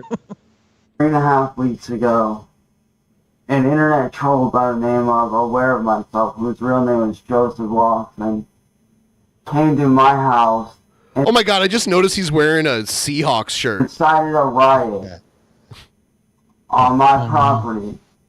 He gathered up 8 of my neighbors from down the street, brought them here, and incited a riot on our property. My family told him to leave several times. He would not leave. Oh, so then you called the police is what you did, Cyraxx, right? You called the authorities, and I'm sure they settled everything. Oh, wait, what's that? He pulled out the bat signal. You thought you understood what castle doctrine was? I'll tell you what, he's so lucky that the guy who took the bat from him didn't just beat his ass with it. So he swung it at him, the guy just caught it and took the bat away from him and just like kept trolling him. And he assaulted. Yes, yeah. That's great. And he sounded like a wounded animal when the cops took him away. He was like, "Ah!" He is a wounded animal. But he would not leave at all. So I went out there with a baseball bat, and I gave him a fair warning to leave our property, or I would swing that bat at him.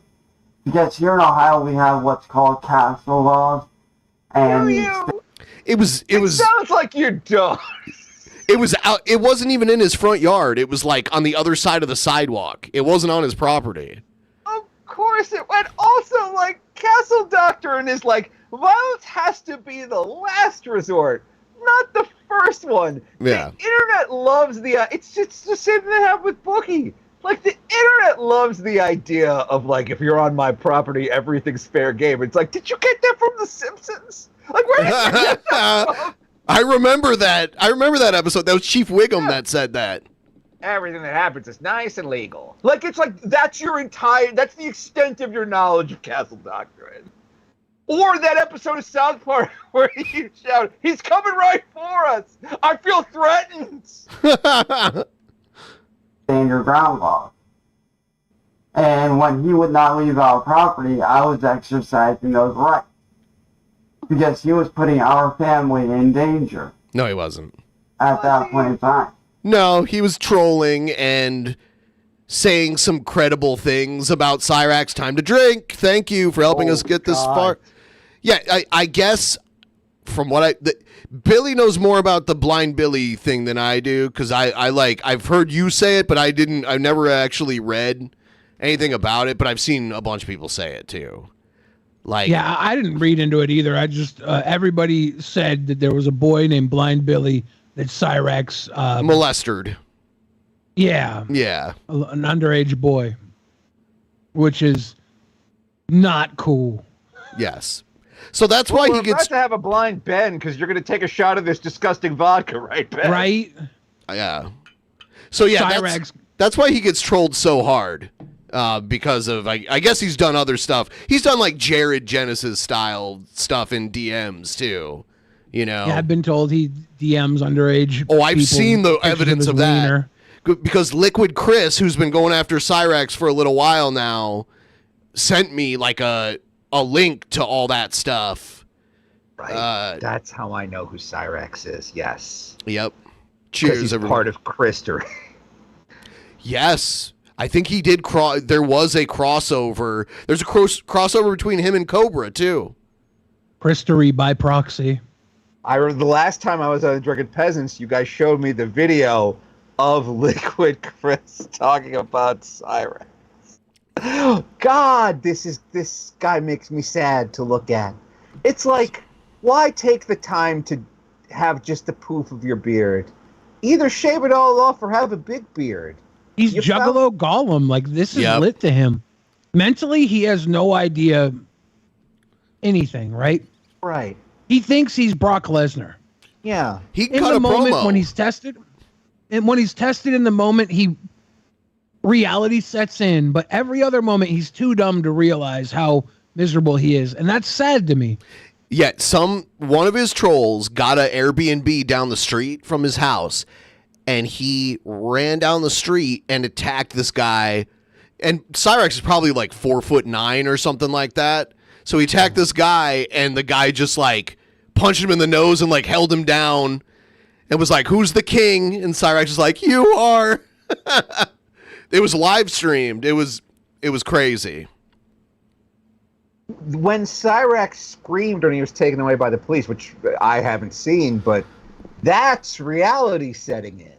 That's like the unfortunate. It's like how if your spacesuit cracks, you're exposed to hard vacuum. It's like he was exposed to hard reality, and like he screamed because his body can't take it. And he was doing like, "Mom, save me!" And she's like, "I can't do anything." He lives with Well, that's his grandma, right? Yeah, but he calls her mom. But yes, technically it is his grandmother. I have my suspicions that she's both, but I don't know. Did you guys see? I want to keep watching this. I just want to mention this before I forget. Did you guys see that leaked DM where Nick Fuentes said that Kanye wanted to change his name to Swastika? No, I did not see that. Yeah, I'll see if I can find it. But like Ralph is leaking like old messages with Nick, which is like my God. awesome. It's awesome. Maybe we should cover that tomorrow. I should dig up all of those and talk about that on the show tomorrow that we're doing. Yeah, Ralph has been on a tirade. Like, why would anyone try to become like a collaborator or ally with him when you saw what a backstabber he was in general? Why would you ever trust him? I don't get why so many people did. I guess because he had clout. He had like an audience. I don't know. It was. He's the Ralph male. How could you say no? I mean, obviously, like, you know, the Ralph male is on. It's like, you want to talk about Aryan brilliance, but like, it's because everyone was attacking Nick because of that Ali Alexander guy, and Ralph rode to the rescue. So it was kind of like any port in a storm, any ally in a foxhole. Like, that's how the Fuentes-Ralph relationship started. Nick Fuentes was never picky about his friends until Kanye became one of them. There you go. He rose to a new bracket, a new friend bracket, an A-lister kind of friend bracket at that point. He had our neighbors getting in our faces. He was getting in our faces. He was getting in my face. This man literally walked up to our door, knocked on our door, and trespassed onto our property. The cops were called frantically to try to get him away from our property. he would not leave. He was in the process of leaving the property. When I swung the baseball bat and the cops were not there yet. You didn't wait for the cops to get there. You decided to go outside. He wasn't breaking into your house, so you didn't have the right to like retaliate. You can scream through your door like, you got to leave. The cops are coming. You can also close and lock your door. Yeah, like if the Jehovah's Witnesses come and knock on my front door, I can't be like, you're trespassing, and like hit them with a baseball bat. It's not how it works. You know? The same exact thing happened with Boogie, where it's like, Boogie, you can just, this guy's just on your stoop. I'm not saying he belongs on your stoop, but you shouldn't reach for the gun first. You know what I mean, Boogie? Yeah. Why not reach for a salad first there, buddy? Relax. This man. That was beneath you, Asterios. Asterios Jeff's impression of JF. Oh. Do I have like a clip of that or something? Maybe I do. Maybe there is on the old clip channel or some things. Someone, if you know about it, link it under content in the Discord if you have one. Off our property. He caught the baseball bat with his hand and stepped onto public property. When the police arrived, they questioned him. They said something to him. And you got arrested. Like, asked him what was going on. This man only gave his name, his first and last name, but that's it. This man did not give them any more info. He only gave his first and last name. So? This man showed up to my house with his whole face covered. Like, he was wearing, like... He was wearing a ski mask. Almost like what you would call, like... Look, if a guy shows up to my house with a sign calling me some sort of sicko thing and he's wearing a mask, I might go out with a baseball bat too. I'm not going to lose that baseball bat. And if the cops come, I'm going to have enough favor with my neighbors where they're going to be like, oh, the other guy started it. I'm going to make sure whatever happens off camera. My neighborhood loves me. I have no problem going Tony Soprano on somebody. It's fine. Cyraxx, you don't have that favor. Don't be a hero when you know you're going to wind up on the ground getting videotaped crying for Marty to be king of Toledo. Akron.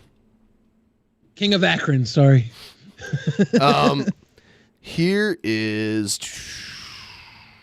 I found the clip that was requested, so I'll play it here. Excellent.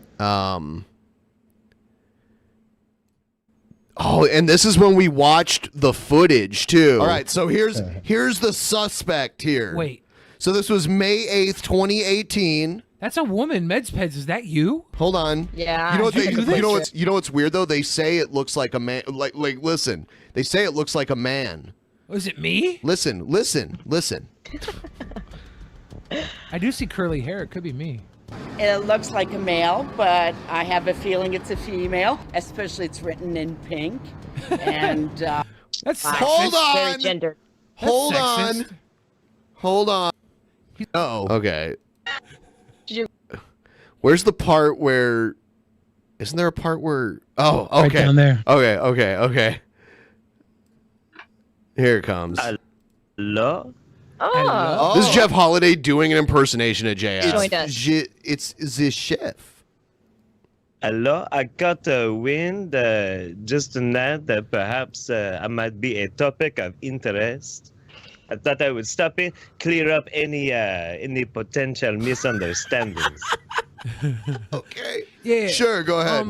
That girl that did all the where is graffiti Mama love JF? letters to you, was that the girl you're currently dating, or is that some other girl? No, see, this is the fake news. Absolutely not.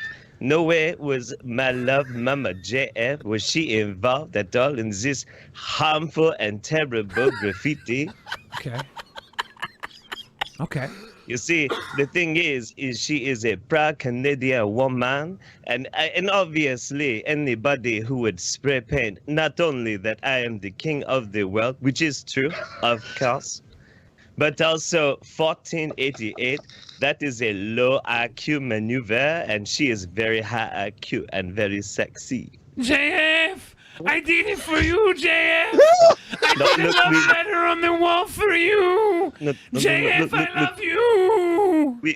We talk about this. We do not talk about this on land, not where we are live. You are the king of the world, JF. I love you. I drew the heart on the police station for you.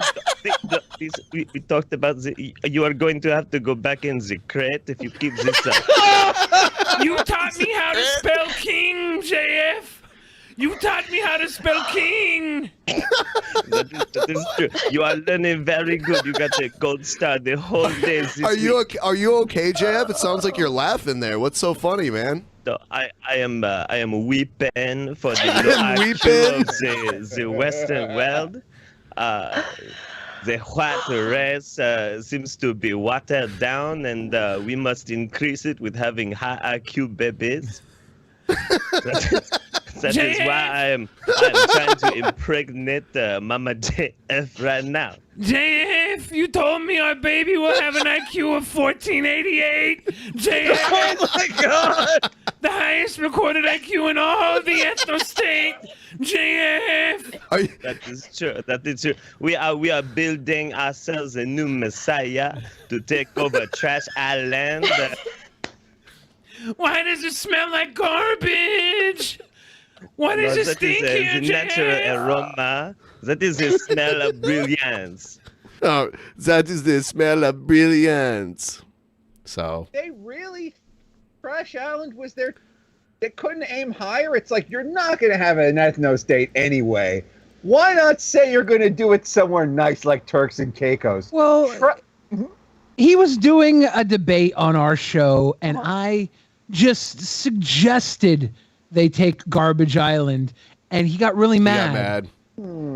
He got mad, and he flipped. Like, he was being very happy and was enjoying his time on our show, and then I suggested Garbage Island, and things changed. Actually, and eventually we were blocked. We were blocked after the shit that we just watched. That was like when he blocked us everywhere. Yeah. Oops. That was it. Oops. Yeah. Oh, shit. And we got Jeff Holiday in the chat now. I've heard the real him Kingy. do that voice. I just didn't. Now I know what it was. I thought it was just a funny character he did. Oh, I was like, oh, that's his recurring character, you know, like Opera Man or or Matt Foley. It was the shrunken white supremacist man. Little baby white supremacist. Oh, that's another thing I like. Like, by the way, if it's not obvious how close I'm following this whole Fuentes Gunt story, Milo called Nick Fuentes Fisher Price Hitler. And I gotta say, it's like, I think that needs to be taught in college. That, like, the way to destroy a white supremacist isn't, like, to go on an hour-long rant about, like, the inherent rights of all humanity, but it's just to come with a really good burn like Fisher Price Hitler. Like, that'll strip this guy of power faster than anything. Yeah. We should have, like, history books, present time history books that are just burns on all the people who think that they're going to be the next Hitler. That's not a bad idea. It's the only thing that'll probably fucking work. So it's time to introduce Asterios to Sturgis. Before we do that, everyone like the stream if you haven't already, and also link in the chat if you want to send us a couple bucks, help us get to 150. That's when I take the next shot here. If you want to help out with that, someone did a compilation of Sturgis just breathing, which is interesting. Sturgis is a guy, and his entire channel is dedicated to defending one guy from all criticism. And it's this guy, Eric July, who made these comics, these like anti-woke kind of comics. Okay. Is it Stone Toss? It's called the Ripaverse. And he's crowdfunded millions of dollars. It's definitely been successful, but we've found that a lot of people haven't even actually read it. They just bought it to like own the libs, basically. And we read it, and it's terrible. Yeah, it's part of like the bounding through comics, Ethan Van Siever thing, Comics Gate. Yes, it's around there. Yeah. Okay. And the comic book is much better to be purchased to own the libs than to actually be read. So they're not doing it completely wrong. No, I mean it's a good. It's like I was thinking about that the other day about how like. It's like you think Right beer is going to be anyone's favorite beer, but it costs $50. It costs $50 to get it. Yeah. You buy it once and that's it. It's like with that anti-woke chocolate bar. You buy it once for $12 and that's it. W ketchup. Yeah, it's a great fucking racket. So here's a quick one. This is like 30 seconds of Sturgis just breathing. Check with us to show you how wild Sturgis actually is on a Saturday night.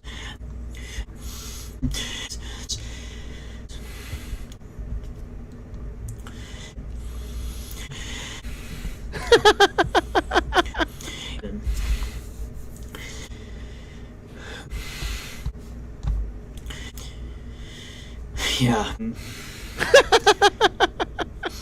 They get their.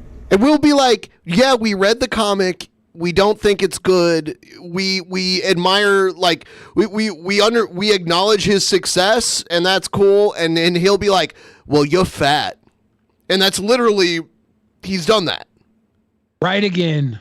Shit pushed in. Shit pushed in. Here's another quick compilation. Some highlights of Sturgis over the last few years. So check this out and enjoy it. We really showed those drunken peasants keep owning them and play those Gideo games. So that's apparently what I misspoke. Like that ex-amateur wrestler turned lolcow Tonka Saw used to do on the morning Kumite, saying that taking Eric July's isom to the barbecue after, of course, Ha! See, here's the thing. We made a couple videos responding to him, and he responded back, but then he got butthurt, and then just started reacting to our comments in our, like the comments in our videos instead. He's accused us of punching down by commenting on him, and then in the same video started only responding to the people commenting on our videos. So he was like, "You guys are punching down. I'm now going to punch down." And then he because corrects. I can't hang with you guys. And then he corrects all their grammar, but then has horrendous grammar himself. Says words like barbecue and Gideo games. Video games. July Kumite. It's like if there's any word the alt-right should know how to pronounce, it's Kumite. Like, does this guy also brag about his massive success as a comics guy? He brags about other people's success. Oh, Eric July is the crowdfunder. Yeah, okay. he brags about Eric July's success. His success is buying Eric July's comic book. Way to go! It's bask in the reflected glory. Okay. At the CGC booth at San Diego Comic-Con on July 21st to promote his CGC signature series of ISOM. He tweeted, quote, 12 p.m. Catch me at CGC Comics /CGC signature series booth 901. Boof. The film star, Exolo Mariduena, I don't know how to really say that.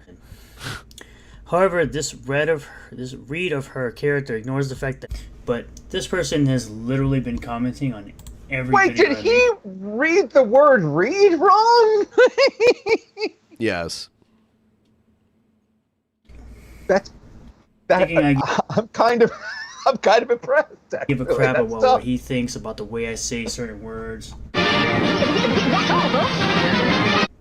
Again, this is supposed to be funny. Look at my face. Here's one of his actual videos. Hello everyone, I am Renowned Zero, and we're back again talking about some more Ripperverse detractors like ASE, Big Daddy, and Puma Fist. But first, before we get into it, we'll just do a quick recap of the ISOM #2 pre-order. Yeah, he loves following the numbers of things. He goes to Social Blade and reads the subscriber numbers. It's very much like a Rain Man thing. Yeah. No, of course, because you feel powerful. Yeah. Which does fulfill in just a couple of days, Monday, July 31st to be exact. Currently sitting at $2.041 million. 11,138 cover A sold, 11,563 cover B sold, 3,670 cover C sold, 1,838 cover D He's going to read every number. 1,963 total books donated. He went through like our social blade and like every bad stat. He's like reading through every one of them. It's interesting. Yeah, but it's like that's not a. But it's like, yeah, look, you can't really. It's a very unfair comparison to make to like this guy that people are clearly only donating to as like a pose. Like it's like if this guy wants to brag about how popular he is, I don't know, this bearded guy, Cyraxx, Culex. What's his name? I'm not kidding. We call him Sturgis. Sturgis, right? We call him that. His real name is Renowned Zero. Sure. Look, if Sturgis, you can brag about yourself. You can compare yourself to the Drunken Peasants. But, like, you can't just compare some celebrity you like. That would be like if I were like, yeah, I really like Lady Gaga, and she's much bigger than Drunken Peasants. It's right. Like, these have nothing to do with each other. But he does compare him to Drunken Peasants because our channel, you know, it experienced its biggest boost in growth years ago. And because his channel is getting like 40 new subscribers, he's like, my channel is growing. Yep. He doesn't even have 1,000 subscribers. My channel is growing. Your channel is stagnant. Actually, I think he does have 1,000, which is now the time to commence Operation. What was it called again? I knew he was gonna reach that 1,000 subscriber mark when we were off the air. Yep. Yeah. Let me see where he's at right now. That's our fault, guys. I think he was at like 1.3 or something. Oh. 1.03. Oh. Yeah. 1.3 was more impressive. Yeah. So he's just barely over 1,000. So now's the time to pull the ripcord. You guys know what to do. A bunch of people said that they were subscribing to get him over 1,000 just to like bring him back under it. But I don't know. Who knows? You know, we'll see. 16,893 total purchasers. Now, I just want to address this really quick. This person here really believes that I really care about what they think, so this will probably be the only time. It's it's the person who sent me the compilations that I just played. And I see he's spelling the word booth much like Sturgis pronounced. Yes. The booth. And the booth. We down zero. That'll address it. I don't know. We'll see. But this person has literally been commenting on every video I make. Yeah, because you respond to it. Right. Thinking I give a crap about what he thinks about the way It looks like you do because you're talking about it right now. I say certain words or topics I talk about.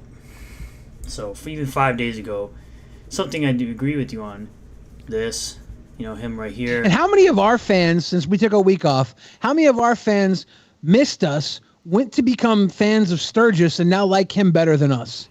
One in the chat, if because we were gone for 1 week, you've switched to side Sturgis over Drunken Peasants podcast. Oh no! I'm gonna remember this.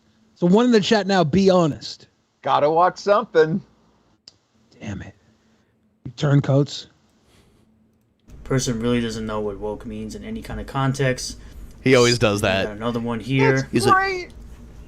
It's like we got Rat Lord, of course, having some type of problem with if I consume anime, which I didn't even mention anime in the slightest. You were simping for that one girl, and you were like, "Oh, her favorite anime is what did he?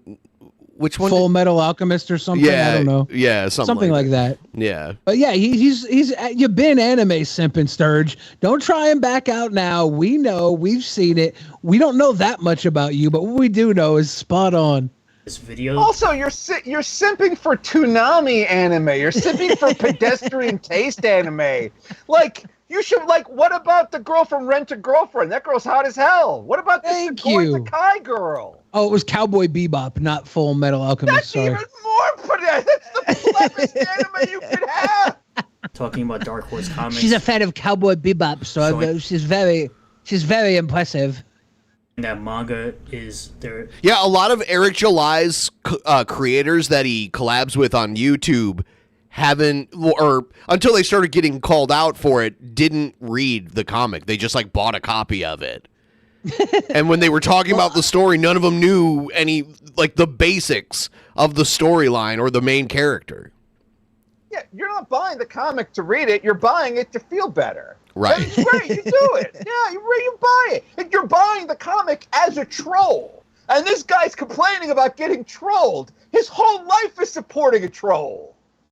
Also, it kind of looks like one with that beard. Is this guy like I can't tell if this guy's like a muscle guy or if he's just like a regular kind of schlubby guy. Like he thinks he's a muscle guy. He but I definitely think thinks he might he be a is. schlub. He found it incredibly flattering. I need to steal this angle because I could be fooled into thinking he was muscular at this angle. It's a kind of a weird, like a vertical rectangle box that he puts himself in. I think it's kind of weird. It's kind of a weird setup. 6% of their total sales. But like his arms might be huge, or they might just be like a normal guy's arms. I don't see any definition. I don't see any definition at all. But he seems. But the angle itself is. And people also got some screenshots where it looks like he's got a little man boobie going on too. Yeah. But those could be pecs. I mentioned manga, not anime, so I don't know why you even mentioned this at all. It's like, why does it matter if I consume anime? I mean, I'd rather consume anime than trash Hollywood movies. Fellas, Sturgis looks like he'd take a good hot load bearding. Oh, yes. Yuck. Yes. He would take a load beard. Oh my God. Things that have actual... He definitely has a load-bearing beard. We got a little bit more here. Once we hit 150, I'll do another shot of this disgusting, cheap vodka. Story is not this garbage that Hollywood's been putting out for the most part. So I just kind of want to address that real quick, but... Oh yeah, because if there's one industry that doesn't have garbage, it's the anime industry. Yes, that's right. Yup. Right into here. Oh, what's that? Fans are known as seasonal garbage eaters? That's what you call yourselves? That's the term that weebs use to describe themselves? I'm sorry. Please continue. With ASE presents Riley, day 43 of walking up this hill every day until I'm fit enough to pull up and shave Eric July. That's the guy that punched Ralph. Yes, it is. Yes. It is, yep. And he's going to pull up and shave Eric July's beard because Eric July says fat people cannot come after him. So he's been walking up a hill every day for 43 days in a row to lose weight so he can become fit enough to confront Eric July under his own terms and shave Eric July's beard. This is the Clippaverse. The Clippaverse. Absolutely. He's going to hit him with some clippers. Really needs to get some help. Because, he makes these videos like clear every you don't day. know who you're talking to. So let me clue you in. A guy pulls up and gets shaved in real life, and you think that of me? No. I'm not in danger. I am the danger. I'm the one who walks uphill. Up a hill. Every day. That's good. That's a good gag. Remember when this guy was like, "No, I'm sorry, you're 4'8". Yep. It's just like that was good. That was really. That was good. Because it's like, look, in the moment, if Ethan Ralph is in front of me, I don't know that I could pull up like a material. I think I would just be like, "Can you please leave?" It's like this guy busted out some pretty good birds. Yeah, Riley's whip cracking smart. I like Riley. Good for you that you're getting in shape, essentially. Being inspired by Eric July to get in shape, essentially. Oh my God. Seriously, bud, you should really get some help. And before I continue, I'm just going to say do not interact with any of these people. Just leave your comments in the comment section down below. But this person is clearly a fan of Eric July. Riley clearly likes Eric July. It's a gag. Riley is going to shave Eric July's beard. This is serious. Possibly Riley's sick in the head. Possibly his back too. Yeah, Riley's demented. He's shaving beard, back. He's going to get Eric July's pits. Eric July's going to be so fucking smooth when Riley finally gets up that final hill. It's over. much money I had to give the European wax setter to fucking clean up my back, and this guy's gonna do it for free? That's fantastic. Give him a call. Over to Puma Fist projecting 2.3 million for ISM 2. High end might get 2. Oh, by the way, Eric July also works for Blaze TV. Just to give you kind of a little employment background on him. I think I know who this person is. He was also a rapper in a metalcore band. I listened to some of his stuff, and it's... And his website that he raises all this money on is not a public platform. It's a private platform, and we don't know how many donors there are, how much they're donating. We just know the money is maybe coming from actual fans and not somebody funneling it in, trying to own the libs with their secret donations. We don't know. We don't know where it's coming from. Know. Like, what's stopping him from fudging those numbers anyways? It's his own website. Yes. He put up a thing at the bottom saying 1,923 comics donated. They're $12.50 a piece. Did he add that much money to the overall goal too? Whether or not these numbers are inflated, a little bit or a lot, it's like there's a market for anti-woke blank. It's like if you can just fill in the blank first, like you win. Like it wouldn't surprise me if they're doing the same with that movie where they're donating tickets. You know what I mean? Yeah. It's a great fucking racket. 5. Yeah, and it makes everybody else in Comicsgate bend the knee to Eric July. That Ethan Van Sciver guy, you could see him seething when he has to bend the knee. It's so cute. You pay pigs are nuts. You don't care about your money and only care about sticking it to the comic book industry. No, we want material and entertainment that's actual entertainment and not things that preach down to people or make fun of we want actual entertainment. We want to give $50 to $200 to $300 every year for a comic book that comes out every year. It keeps us entertained all year long. Most of us haven't even read it. That's how entertaining it is. I was watching a different video that we're not going to get to tonight because we don't have enough time, but this guy claims trans kids don't exist, gay kids don't exist, like nothing like that. There's no kids like that exist, that they actually exist. If I have my way, they won't. Establish characters and race and gender swap and sexual identity swap them to something that they've never been throughout their entire history of said characters. Let's go ahead. Said characters. What? He's so mad when a character gender swaps. Race swaps too. It's like, who cares? I would rather have a character's gender swap and it be a good character than it be a shit character and stay the same gender. I mean, we're not getting either in a lot of these stories, but it shouldn't matter. Give me a good story. I don't care what you do with the character. If Spider-Man comes out and Spider-Man's now a Nazi, but the story's good, I kind of want to read that. I mean, I read a Superman story where Superman was part of communist Russia and he took orders directly from Joseph Stalin. But that would go against. He ended the up core turning of what on him. Superman is. He ended up turning on him eventually, but that's what makes the comic woke. If when Kal-El had opened up that letter from Lex Luthor and it had said, "Great job, Superman," that's the ending we all would have wanted. Warlocks. I don't know if I'm the only one that stops American History X halfway through. Does that make me a bad guy? Yes. Okay, so Jeff Holiday says if the show's still live at 8:45, then I'll come on and start some drama. Some drama? He said, but we have to reach 30% of the goal, too, so that's like twice as much as what we have. Holy crap. Well, I want to see drama. I'm going to step away just for a moment here, and I'll be right back. All right, well, we'll vamp. I know what you're saying. I know what you're saying, Billy. Darn it, what was it? Here's the thing about gender swapping. That's how we got Bowsette. Remember Bowsette? Bowsette was a shining example of gender swapping. That was perfect. You could. Man. Yes, exactly. And then we had Bowsette cosplayers. Yeah. And It was a whole wonderful thing. It's like yes. If you would have told me I'd want to fuck Bowser more if you made him a woman, I would have spit in your face. But I was wrong. No, it's incredible. And it's also, it's like, and look, I make fun of 4chan a lot. You wouldn't have Bowsette without 4chan, so that's one you got on me, 4chan.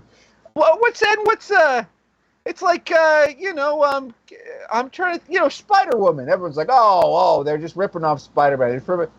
You seen Spider-Woman? Yeah, she's great. And better than Spider-Woman is Spider-Gwen. Yeah. I love Spider-Gwen. Oh my God, Spider-Gwen's, I really enjoy Spider-Gwen. I love Gwenpool. Gwenpool is great. There's so many, there's like you don't have to tell the same story forever. You don't have to tell the same story and over and over again. You can make variations of stories. We've done that before. There's this guy, this character that he's in he's a character in a book. His name's Jesus Christ. Yeah. His story is suspiciously similar to a character named Gilgamesh that predates him. Like we've been telling the same stories with different characters forever. We've only been getting mad about it because we've afforded ourselves the ability to get angry over cartoons. We used to have to worry about things like dysentery. Yes. No, and the nice thing about getting people angry about cartoons is that it's very easy. It's just like you could do it from your phone. These kids have nothing better to do. Like, they want an ideology. Like, these kids are like blank floppy disks, and it's just like, who's going to format them first? Is it going to be Nick Fuentes or Bernie Sanders? It's like it's just whoever gets to him first. This Eric July guy, making him mad. It's fun to be mad, by the way. When you're angry, you feel all powerful. You got a target. You got an enemy. You got people you can dox. It's like something to do that day.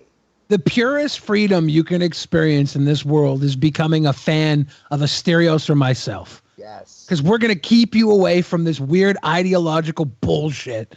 We're going to make you smile. We're going to make you happy. We're going to tickle your fucking belly with cute jokes. Asterios, he's going to learn you a few things. I'm probably going to take you down into a dark alley and corrupt you a little bit. That's where we deviate from the real path, though, is to make you smile, make you laugh, make you happy. We're giving you true freedom, and we don't want you to know that, because the second you know it, you'll start judging us for it, and we don't want that. Yeah, it'll blow the whole gag. And look, I don't talk about politics on my podcast or on any other platform. I only talk about politics on this show because you guys are like so consistently wrong about like basic facts. It's like very clear that like neither of you watch the news. True. And so like, of course that's why I have to talk about politics, because I'm like, these two idiots are spreading misinformation from the left coast. Yes. But you know what I want to talk about? Oh my God, Bowsette. My new crippling gambling addiction, how I'm super duper into sportsbook gambling, and I've spent like thousands of dollars this month on DraftKings and FanDuel and all this stuff. How I'm spending $20 on games of Wheel of Fortune. I'm currently gambling on Wheel of Fortune. Like the TV show or an internet version of it? Oh, I'm so glad you asked. There's an app called FanDuel Face Off, and it allows you to play someone else at a game of Wheel of Fortune. You can use FanDuel Face Off to bet money on Tetris games. Arkanoid. It's illegal where we live. No. Yep. In New York, it's super duper legal. Yeah. I've lost like hundreds of dollars on Wheel of Fortune games. Yeah. But each spin of the wheel might be the one that turns around my luck. Yeah, like they like regular FanDuel, even just like the fantasy football for money is illegal here. But we just got sportsbook betting, but you have to go to a casino and make the bet and cash out the bet in the casino. You can't lose your house from your phone? What Right. kind of third world state are you guys living in? That's why they do it that way. You have to travel to do it. You know, in New York, I can take a photo of the title to my car, and they'll give me a bunch of DraftKings dollars, right? How many loans have you taken out to buy a vowel?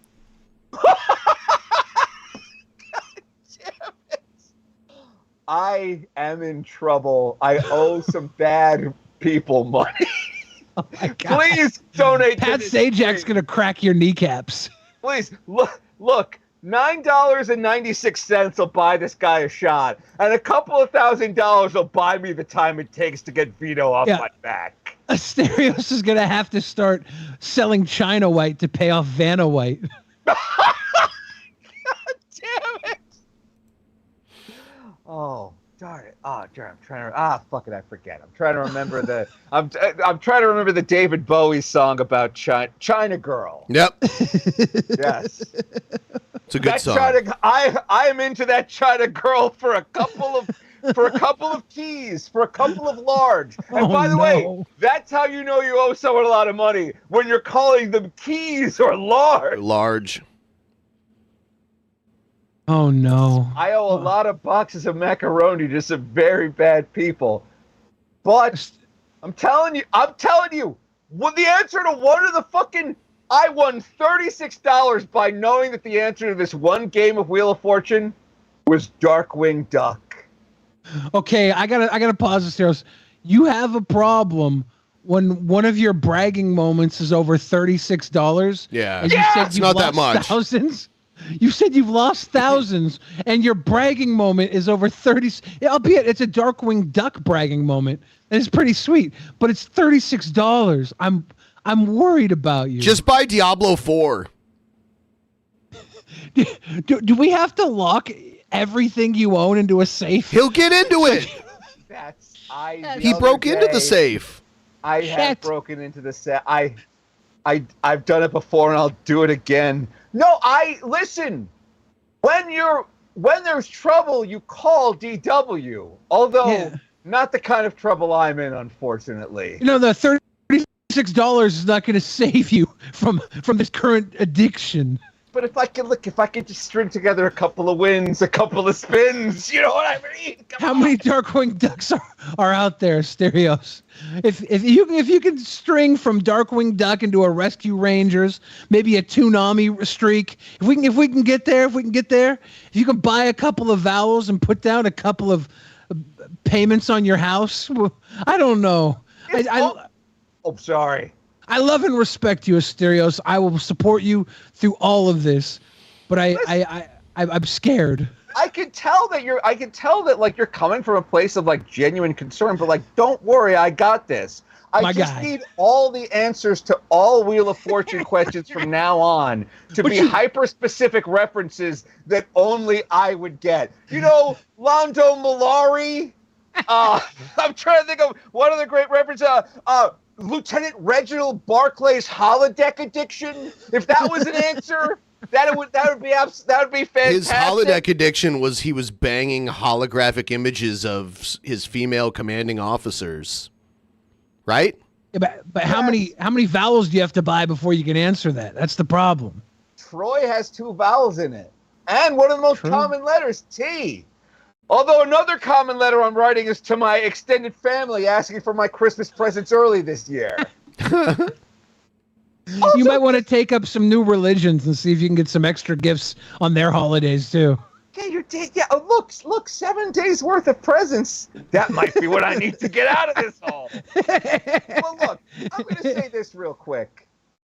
In defense of Lieutenant Reginald Barclay, who eventually did get the Voyager home, there should be safeguards against programming a Lieutenant Commander Deanna Troi that I could have sex with.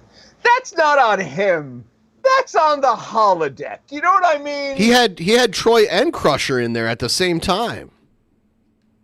You shouldn't be allowed to do that on a military starship. There was an episode of Deep Space Nine where someone paid Quark to try and get Kira's holographic image so that he could do the nasty. And eventually they end up realizing that these holographic life forms are sentient life forms and that they should not make them into slaves too, basically. Yeah. Boo. I know. Who's going to mine our dilithium? Look, it's like holograms can't mine our dilithium because they're all fucking reading the emergency medical holograms like fucking Communist Manifesto. Okay. But then you watch Picard season 1. Androids can't mine our fucking dilithium because the Romulans will make them go crazy. Who's gonna mine our dilithium? You're right. There were a lot of messed up unanswered questions at the beginning there.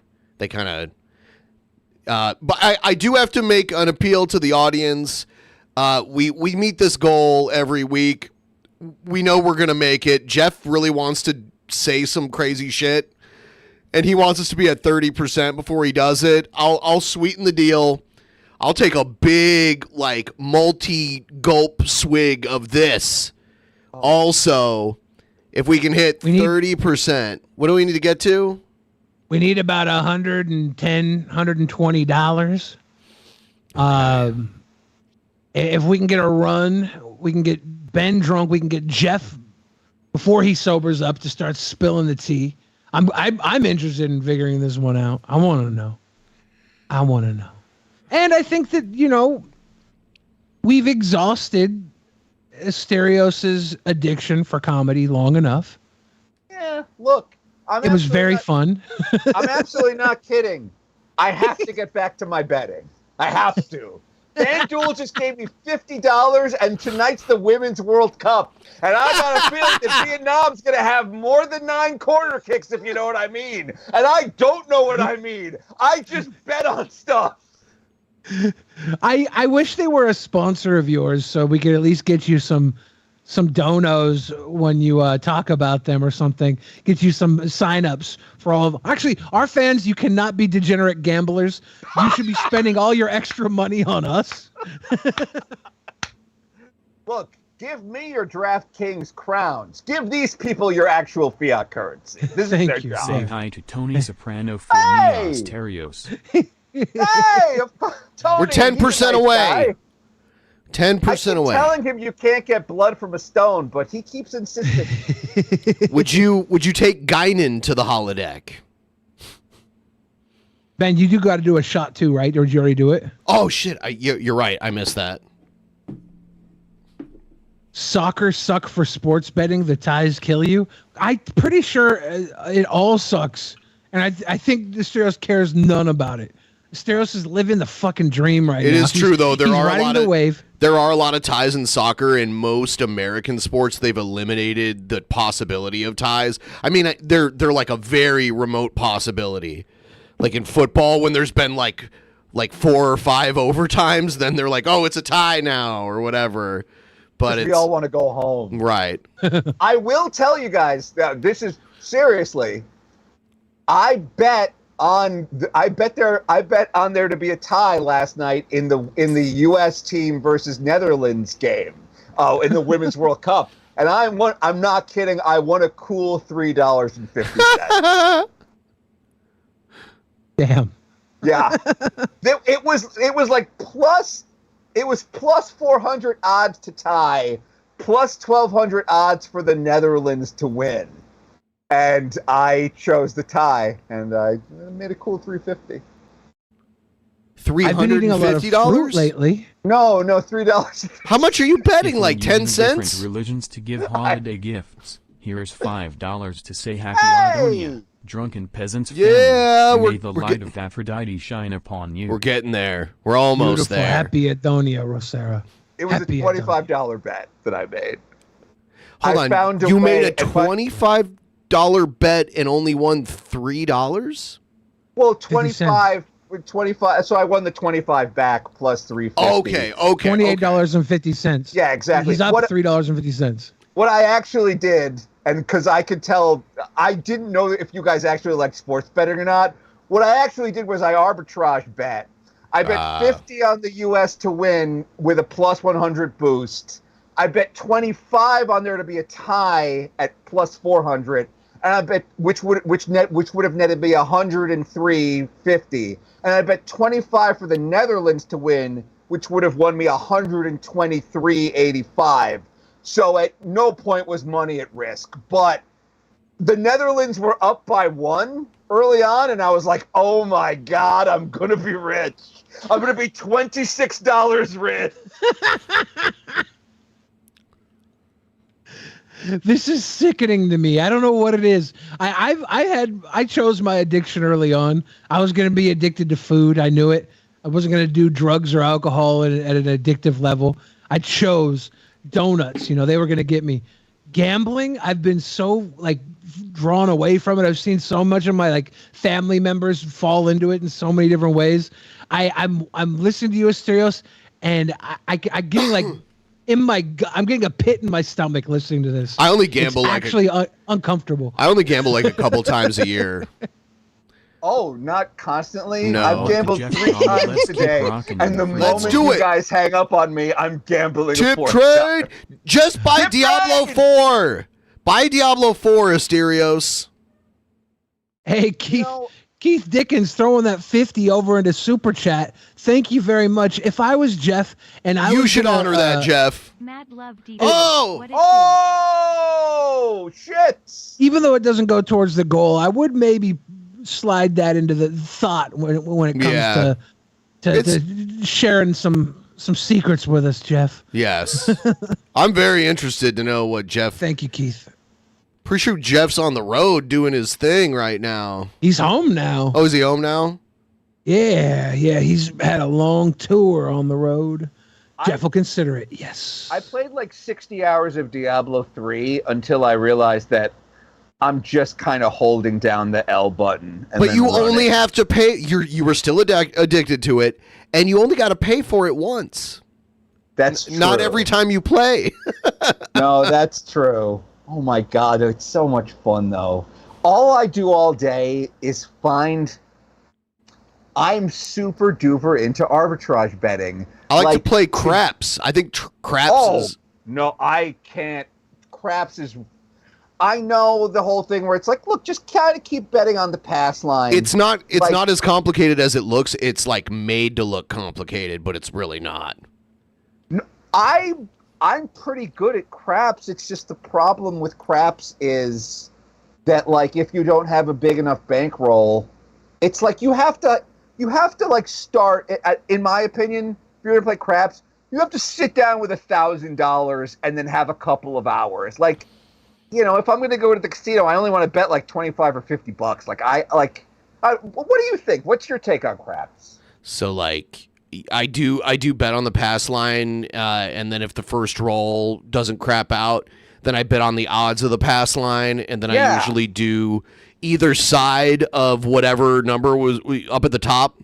I bet on the odds of either side of whichever number was rolled first, and then every time those numbers get rolled, then I make back my bet there, and then hopefully, the first number, hopefully it doesn't crap out again, and they roll the first number again, and then everyone's like, yay. And every now and then I'll throw it on the field, Yeah. On some tables, a 12 pays triple on the field. In New York, it pays quadruple. Quadruple? On the field? It pays triple on a 2, quadruple on a 12 in New York. Huh. Crazy. Yeah. Because 5, 6, 7, 8 are, it's they're trying to incentivize play on the field. And also because they can turn around bets on the field so fast. You could be on the pass line for a while. Yes. I bet on the pass line, and then if I get a 6 or an 8, I bet the odds to the maximum, and in New York it's 6 times. But it's it's tough without a huge bankroll, a couple of 7s, and you're done playing craps for the day. I play 6s sometimes. I'm kind of me and 6s have this weird thing I do. We're afraid of 7 because 7, 8, 9. Yeah. So there was one time when I was in Vegas and I was the shooter, and I just kept Jason Aldean concert rolling and rolling and I never rolled the 7. Well, I did eventually, but it took forever. And people were giving me tips. Of course they were. Yeah, because I kept, it was a ridiculous amount of time. That's you kept hitting the point. That's really fucking cool. Yeah. And in between, I was rolling all these other numbers that people had money on, Yes. Yes, I know exactly what you're talking about. And then obviously, And then Billy, I understand what you're talking about too. It's like people are afraid of 7 not only because 7, 8, 9, but because 7 ends the roll. Like we're trying to score the point before we hit 7 in craps. I have no idea about craps. I was just reciting a school joke. Yes. An elementary school joke. It's a school joke with an excellent point about how 7 is only good on the first roll. Yes, we want a 7 or 11, which is a great on the first roll. On the first roll. And then 7 is the death roll. Every other roll up until the end of the round. Yes. Yes. It's so weird, Billy. And I do want to point out how your best friend on that first roll, and then 7 is a monster that is going to kill you on that second. I just want to point out how I went from a school joke to a shooter joke. No break. No, that was a really, I don't know if Ben heard the joke you said, because it was really funny, and I was like, maybe Ben didn't hear that. I don't think he knows the reference. That's all right. Look, when you hear Jason Aldean, now you think of another tragedy. That song he just released. In a small town, try that shit in a small town. Don't try it in Vegas though, because I'll run off stage. Okay. So Jeff, I'm gonna add you to the group here. Yes. Because I think that was good. That 50 put us. I guess I should do a shot too. I'll honor a portion of that 50 that YouTube doesn't get to keep. We want Jeff. Give us Jeff, or give us body massage. Body massage. Oh shit! Let me add him. A little bit high, a little bit low. Sit back, enjoy the show. Oh, Asterios, I loved your. I always love your open honesty when you talk about your crazy addictions and your. There we go. There we go. Hello, Jeff. Wheat chocolate. Fantastic. I think that's working. Yeah. You hear me? Yes. Jeff, hi. Fantastic. Hi, Asterios. How are you doing, buddy? Pretty cool. How you doing, buddy? Can I just tell you right now? I just want to snuggle you up. Oh, well, hold on. Yeah. No, we're going camping and whatnot, and we're eating mushrooms, and you're like, I don't know, man. I'm kind of having a little bit of a rough trip. And I just wrap you up in a sleeping bag and just cuddle the fuck out of you, and you're like, actually, this is pretty cool. And that's just the rest of the night. And you're traveling through space. We're having an experience together. That's where I'm at right now. Asterios didn't start in this room, by the way. I have to believe. You moved into this room after we started the pre-show. Do you always have some snuggle buddies at hand, no matter where you are? I'm visiting. Honestly, I would have way more stuffed animals at my house. I'm just realizing. There's nothing wrong with that. There's nothing wrong with this at all. No, it's endearing. I love it. So Jeff, totally support this. Jeff, we got about 15 minutes of show left. So if you want to do your thing, I have no idea what this is about. Yeah. Okay. So I do. But before I do want to say, when I went to Vegas with Ben, when me and Ben got a chance to get to Vegas, he was like, all right, so here's the thing. We're going to go gamble, right? And I'm like, yeah, sure. Of course we're going to go gamble. He's like, we're going to go play craps, right? I'm like, okay. I don't know how to play craps. He's like, no, we're going to go play craps. And I know where we're going to go. I'm like, what the fuck are you talking about, dude? I've never played craps before. He's like, no, we have to. And he leads me through the catacombs, the underground catacombs in Vegas, all the way to Mandalay Bay. He will not play craps anywhere else except Mandalay Bay. I chose to. Well, we have to. I need to provide some context. We were staying at Excalibur. Mandalay Bay is connected to Excalibur, by 3 miles of underground catacombs and shit. It's not 3 miles. It feels like 3 miles. Everything in Vegas is ridiculously further away than it looks. It does. Yes, it does. And to be fair, both I and Benjamin are drunk out of our fucking gourds. And Ben drags me to the Mandalay Bay and teaches me how to play craps. And I got to be honest with you, one of the best experiences of my life. Both me and Ben lost all our money. Yeah. We did not do well this time.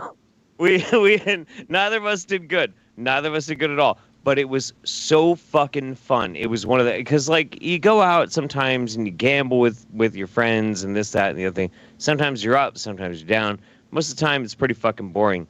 Me and Ben lost our asses, but I have never had more fun losing my ass than I did with this man up here insisting that we go and lose our money at the Mandalay Bay at the craps tables. It was fucking awesome. So is true. Fun, dude. It was so good. That was a great time. It is. It is an amazing time. Yeah. It was really good. Yeah. So wait, what was I coming on here for? Oh yeah. So recently, I guess I pissed off Shoe on Head.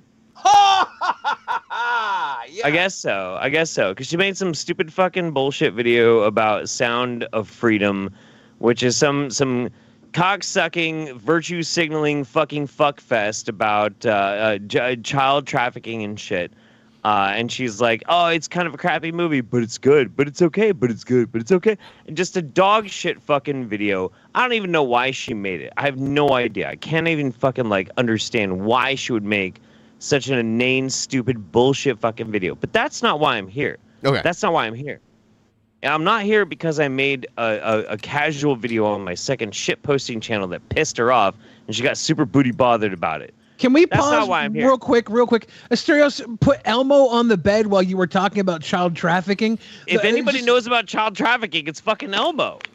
It's just it's a weird thing going on right now. I'm glad Asterios got off the camera to leave a child's toy on the bed while we talk about child trafficking. Sorry to interrupt, Jeff. Go ahead. Well, I'd also like to point out that I'm also Skyping in through my phone. Elmo's covering me on the camera while I take this dog out. This poor little guy. Fair enough. I want to hear about anything.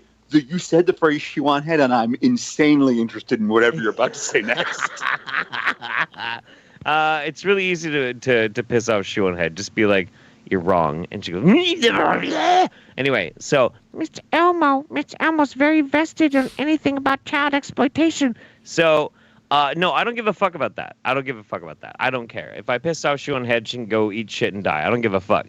But what I do, coincidentally, what I do want to do is, because for some reason the floodgates have been open, and I don't really have to hold my tongue anymore, I want to formally, I don't know what his name is, and I don't remember because who cares? He's kind of forgettable. But I have noticed that he does have a certain specific type of bent on the internet. I do want to formally challenge Shoe on Head's fiance to a debate about porn. Ooh. I want to do that. Because the thing is, I'm not going to debate Shoe on anything because Shoe... I don't give a fuck. Shu can do good or do bad, whatever. I hope Shu has a great life. I hope she's happy. I hope she does whatever fucking. I need to clear something out. I need to clear something. Can I hold on? I need to clear something up. Sure. Shoe on Head is not with Armored Skeptic anymore. For everyone who keeps saying Armored Skeptic. No, they have not been together for years now. No. You have to understand, like, after Shoe on Head broke up with Armored Skeptic, he lost his fucking mind, and now that motherfucker is like whole cloth into thinking like he's the reincarnation of Jesus or the Green Man or like the like it's fucking wacky, dude. I recently went down the rabbit hole of his fucking content and holy shit, homeboy lost his fucking mind.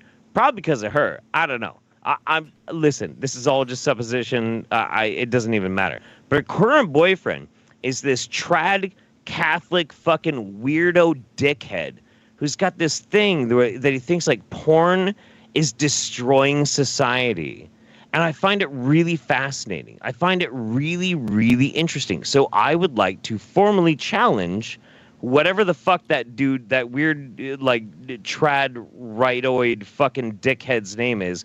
I would like to formally challenge him to a debate about porn. Is porn destroying our society? I want to talk to him about that. I think that's really interesting and fascinating. That's what I want. Yeah. Let's try and make this happen. Let's try and, I stan Mama June. I have no idea who she's dating. I don't know. I don't know anything about him. So I will learn something from this no matter what way it goes, because now I'm At least paying attention to the fellow. He looks like a really unassuming badger, dumpy motherfucker. He's a really ugly looking dude.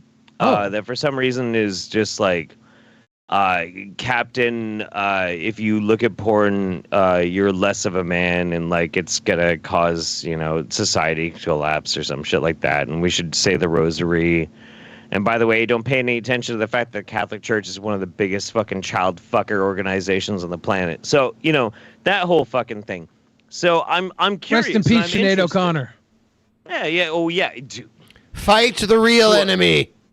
To a fucking real one, man. To a fucking real one. Absolutely. Hey, Jeff, So, if you don't, like to talk- mind me asking, Yeah. listen, I'm sure that like you would mop the floor with shoe on head's boyfriend at a fucking debate. Like obviously you would. Tell me some of your opinions on shoe on head though. Like what do you think of her? What do you think of her politics? What do you think of like her career? Like talk about shoe on head a little bit. To be honest with you, like when I consume shoes content, I come at it from a very, very basic, open-minded kind of context, because like I was in the same kind of sphere and same kind of like area as Shoe on Head, and I tend to be very forgiving of a lot of people in that era, except Sargon, because fuck Carl. And so I try and be pretty easygoing about it. But the problem is, though, and this is what I think a lot of people fall into a trap of, is they tend to like believe the branding that June does, where she's like, well, I'm just dumb, stupid girl, hollow head, no brains, No, June is smart. June is smart. And that's the problem, is like when you acknowledge that Shu actually has a brain and she actually is aware of the things that she does, it kind of like means that you can't just forgive her for some of her fuck ups, and you're like, actually, that was bad, and that was a misstep, and you shouldn't have done that. But if you like fall in line with the rest of her audience, who are just like, oh well, she was just a stupid dumb girl, then they like get all white knighty and like all puffy, and they get pissed off, and they make all these weird accusations. But no, she's not dumb. She's not dumb at all. She knows what she's doing, Well, it sounds like she's smart enough to like A, take advantage of Jester's privilege whenever she's cornered, and then B, realize that guys want the fantasy of a dumb, empty-headed girl. That's a really great way to appeal to idiots on the internet. It's brilliant. Well, and this comes down to like my core central thesis that I've had for like a couple of years now, which is don't trust fucking YouTubers. YouTubers are full of shit. We're all full of shit. Everybody on this panel is full of shit. We're all full of shit. We are selling to you a type of entertainment.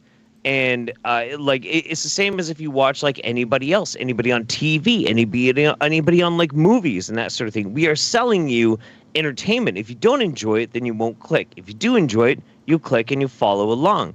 But this whole idea of YouTubers is very commonly, certain YouTubers will try and project a type of attitude or a type of image about themselves that's just not fucking true. It's just not fucking true. So you pulled it up? Yeah. Yeah. Play it. Yeah, she got super mad. She posted this on her Twitter. This is from her Twitter. See, okay, I know that's a little contrarian brained. I know. But I'm at the point in my life where if the mainstream media told me not to put a metal fork in an electrical outlet, I'm putting the fork in the outlet. That's stupid. That's such a self-report. That's such a self-report. Like, I am so baby-brained and controlled by my dislike of what I perceive as the mainstream of libs or whatever, that I am willing to self-sabotage myself. What are you talking about? How is that a good take? How is that something that an intelligent person would do? How is that responsible? See it. Okay. Right. Okay. And so this is right at the very fucking beginning of the video. And the thing is, her video is called I Watched the Movie That the Mainstream Media Told Me Not to Watch. So her central thesis is that the mainstream media is telling me not to do a thing, which is not true. Nobody told anybody not to watch Sound of Freedom at all. And then she makes the joke that at this point, I'll do whatever the libtards don't want me to do, like stick a fork in blah, blah, blah. She's literally displaying the behavior and then making a joke about the behavior being exacerbated. I'm like, that's a self-report, dude. You're literally doing the thing, just not quite on the extreme. She clips it out of fucking context because she got so fucking booty bothered by it. It's so dumb. Can we meet in the middle and call it a self-deprecating report?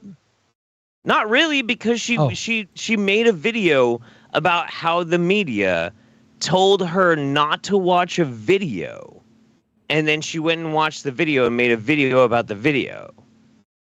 So like she did it.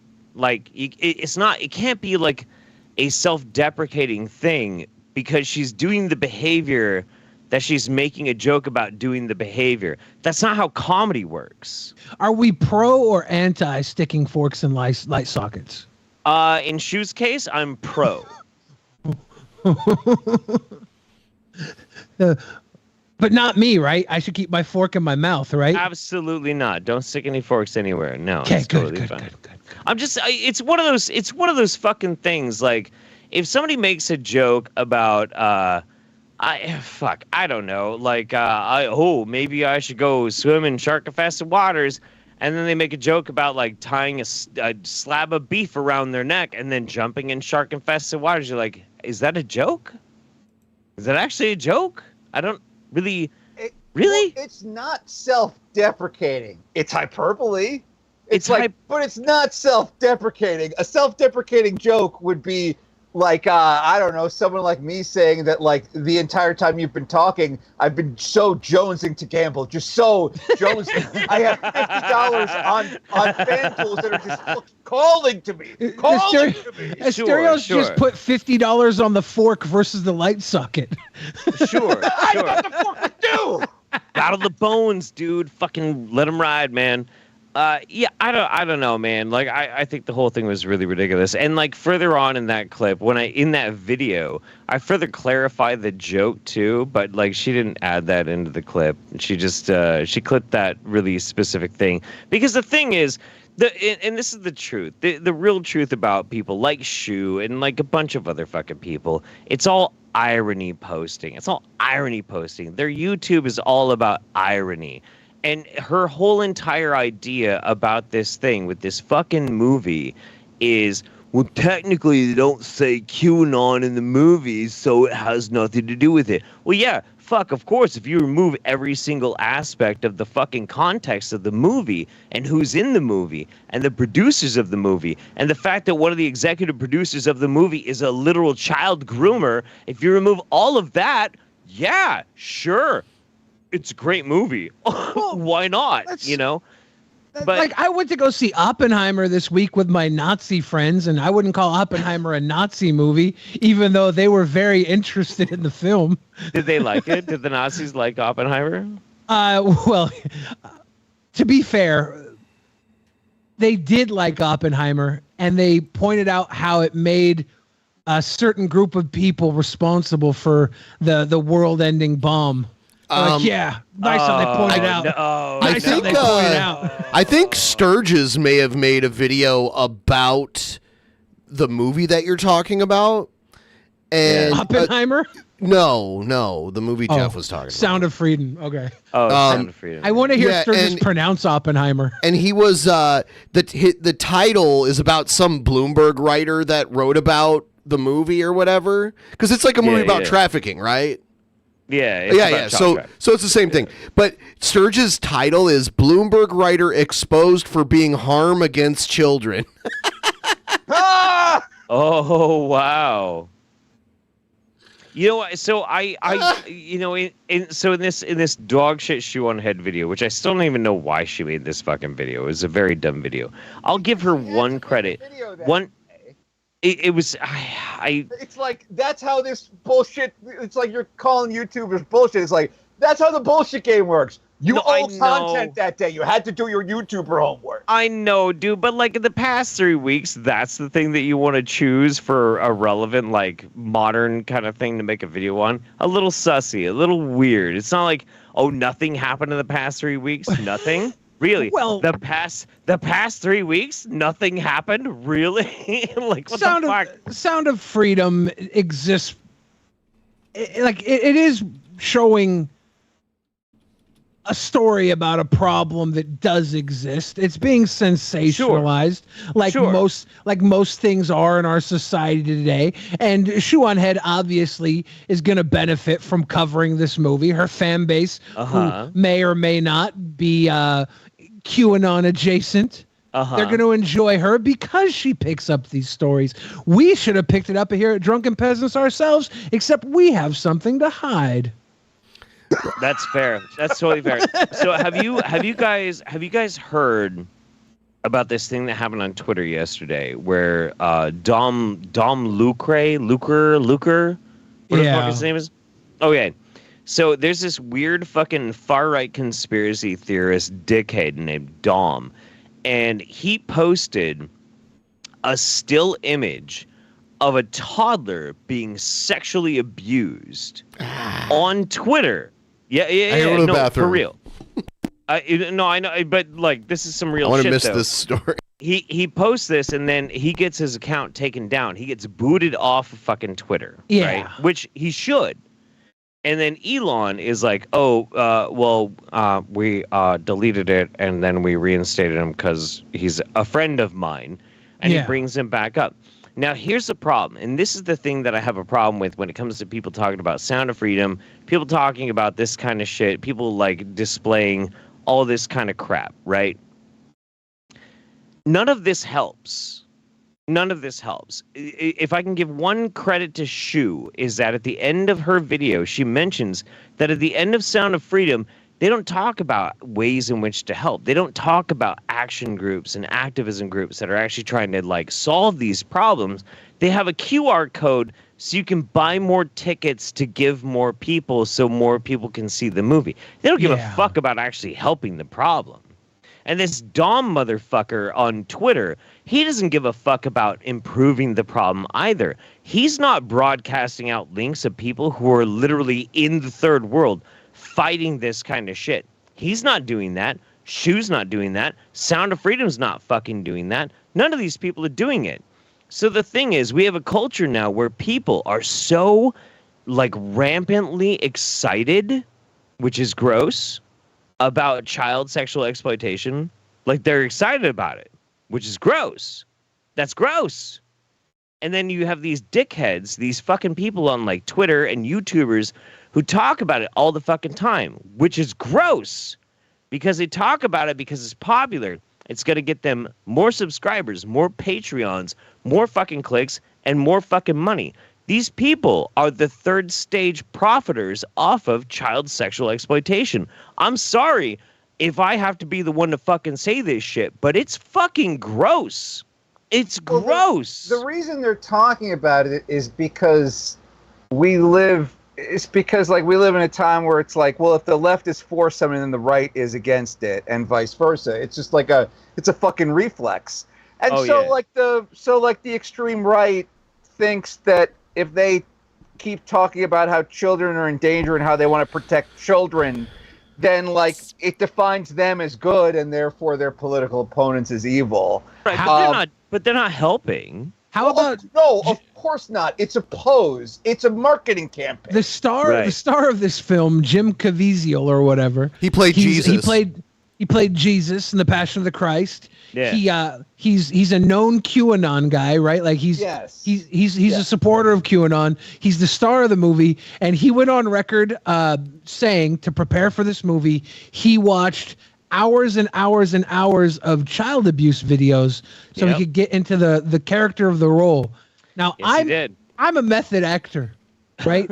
I have beat my wife to play a better wife beater.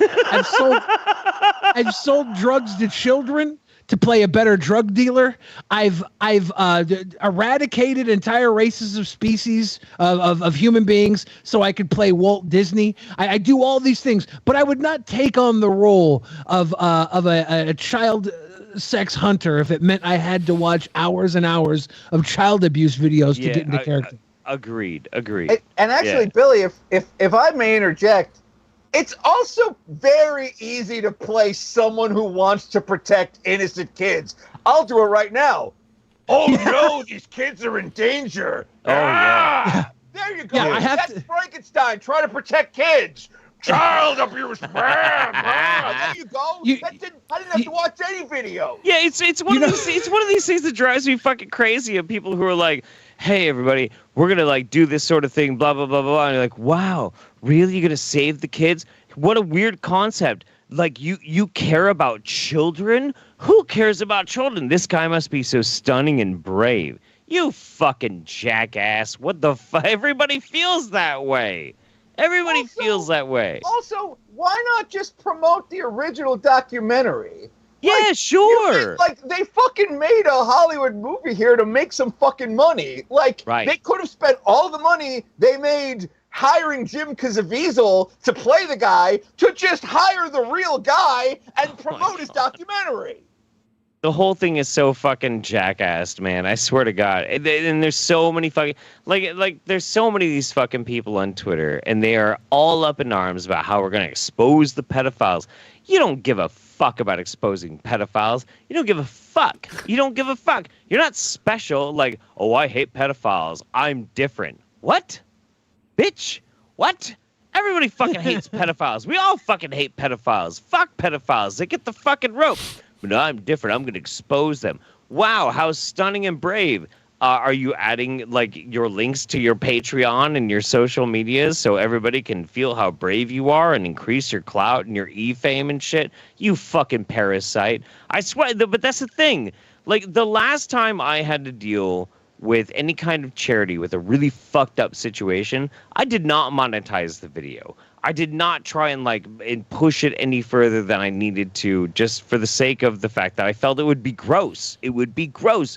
But there's a whole cottage fucking industry of people out there that are making their living right now off of convincing people that there is rampant child sex abuse, grooming, blah, blah, blah, blah, blah, and that they are the combatants. They are the warriors against this. So give them your attention, give them your love, and give them your fucking money. And these people are fucking parasites. They profit off of child sex exploitation.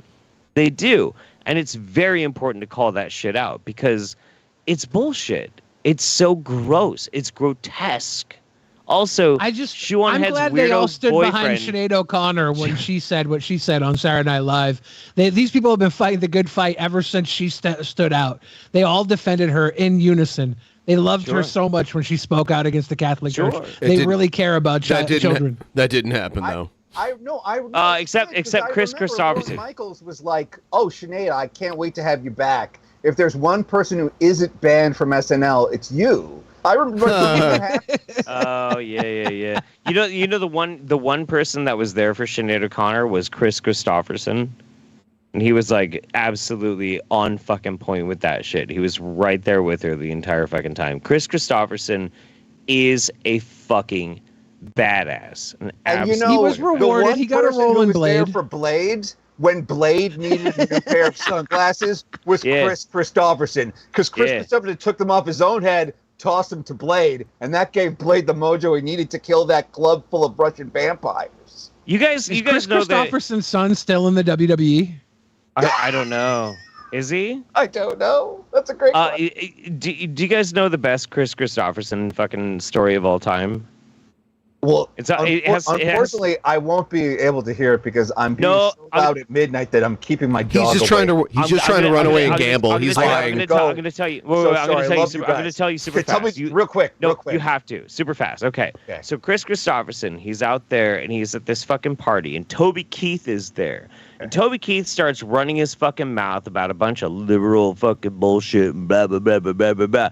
And Chris Christopherson, he went to fucking war. He stops Toby Keith and he's like, wait a minute, motherfucker, Did you go to war because a bunch of rich elite assholes told you had to? No, you didn't. Did you ever have to cash a check after killing a man because your government told you to do it? No, you didn't. So shut the fuck up.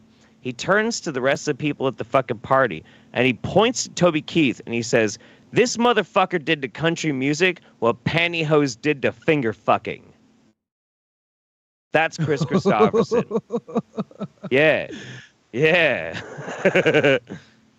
Yeah. Damn, that's so, hardcore. In a moment here, we're going to wrap it up because we have to watch at least a little bit of the Cobes documentary.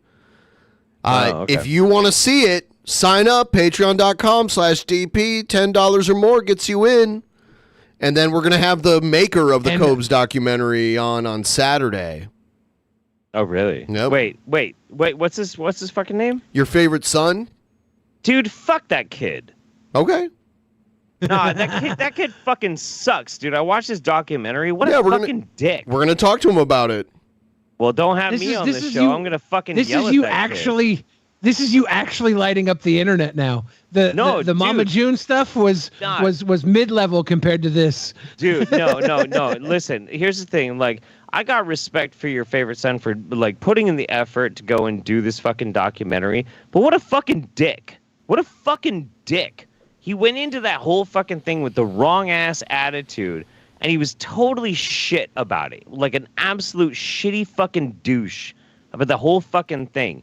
Like you watch his documentary and the way he phrases everything is so it's not when you do a documentary, you're there to document reality. You are there to be an unbiased observer about shit, and he did not. He sounds like a shit posting little fucking dickhead, like a fucking shithole. Like he dude, wasn't doing a King kid. Cobra documentary. He was doing your favorite son video. Yeah, I guess so, but like, dude, don't try and blow smoke up my fucking ass saying that this is going to be some documentary about King Cobra. Well, I mean, it was fucking garbage. You can come on and talk to him. You might want to be a little more polite. You can still say you don't like his movie. Fuck him and fuck his ass. I'll fucking fuck him into oblivion. I don't give a fuck. I'm going to buy him some Wendy's. I can't believe you started a war. You can afford it, Ben, sure. But no, like, listen, I watched his documentary. I kept an open fucking mind about it. And, like, it's cool, like, that he was getting into the mind of Cobra, but he fucking shit the bed. The thing is, the most embarrassing part about that documentary is not Cobes being embarrassing. It's that your favorite son could not maintain a neutral enough and objective tone to really just try and evenly and document Cobes. And how do you fuck that up? That's what's so crazy. Cobes is so wild and different on his own. You don't need to phrase it along the lines of, look at this weirdo. You don't have to. He does it on its own. Cobra says he'll be on DP. He's a little butthurt. I think he saw me say that his food was gross and that he had too much stuff onto it, and he didn't really like that. But check this out. Cobes, my man, would you ever go on the Drunken Peasants podcast sometime? They drink too much and they say silly things, but they have been fans of yours for years. Ooh, stealth bird. Though? I mean, I've been a fan. I'm not expecting everyone to kiss my ass, but it's kind of like you say you're a fan of my videos, and then like as soon as I do a cooking video, you immediately comment how gross the food looks, and like, oh hey, oh my god, you guys, I gotta drink more to watch Cobra eat. This is so disgusting. He put too much ingredients on his fucking sandwich. It's like, okay, so then you have your critiques like everyone else does. Piss off with it. Yeah. Yes, I would go on the Drunken Peasants because I have nothing against them. I also hate Cyraxx.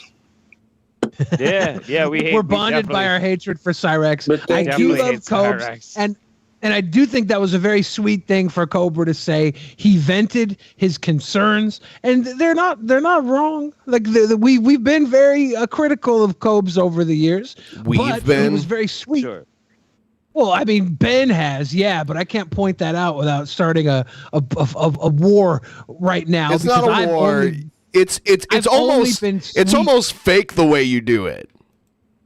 That's not true. Yes. I'm gonna be. It's not true at all. I'm gonna try and be kind of like diplomatic about this.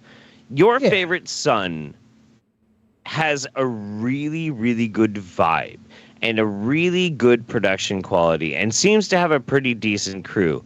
The reason why I feel like your favorite son really shit the bed on this one is that the way in which things were contextualized and that they were framed intentionally exacerbated things that maybe the audience might think are kind of weird for Cobra that they don't need to. And it makes it feel mean and cruel. And that's what I don't like about it. Because you don't need to add flavor to Cobes. People will love Cobes or they will hate Cobes. They don't need you being like a wink, wink, nudge, nudge, nod, nod. Yeah, look at how dumb this guy. Like, you don't have to fucking do that. Cobes should be the only one adding too much flavor to things. Right. That's exactly what it is. And I feel like your favorite son really fucking shit his pants in this fucking documentary. And I don't like it. And it makes me fucking mad. Because I feel like that kid probably could do a lot better. Also, his haircut is fucking awful. Mullets are back in. It looks like he's working on a mullet. It's not even a mullet. It's not even a mullet. It's like a little baby. It's like a transitional mullet. It's like little blast of shit on the back of his neck, kind of like commit or shut up. I think he's working on it. When we have your favorite son on the show, I'm gonna ask if they'll ever do a Snyder cut, and like maybe give us a Casper cut and remove all of your favorite son moments out of the video and give us the conscientious objector documentary that we were kind of hoping for. I wonder if we can get that. Maybe. You know what I want? I want a cut of the documentary that just doesn't have his stupid ass fucking like talking. So we're gonna go watch it because we gotta go watch it. You can come along if you want. What are you doing it tonight? Yeah, we're gonna do it. Yeah, we're not gonna watch the whole thing tonight. Not the whole thing. Show? We're doing this for the after show. Yes. Oh, yeah. And I put Patreon's $10 and above. $10 and above. I'll just shit all over it on that one. If you want to do it, you're welcome to. Everybody become patrons, and you can listen to me shit all over this fucking thing. Yeah, I put a direct link to the thing. All you got to do is sign up if you're not already signed up, $10 or more, and you can come and watch us do it. And we're gonna go do it right now. We're gonna go do it literally right now. Shoe on Head's boyfriend, debate me about porn, you fucking weirdo. And Shoe on Head, debate me about being cute. Boxy. I think I'll win. You're way cuter than Shoe. All right, here we go. I met you both in real life.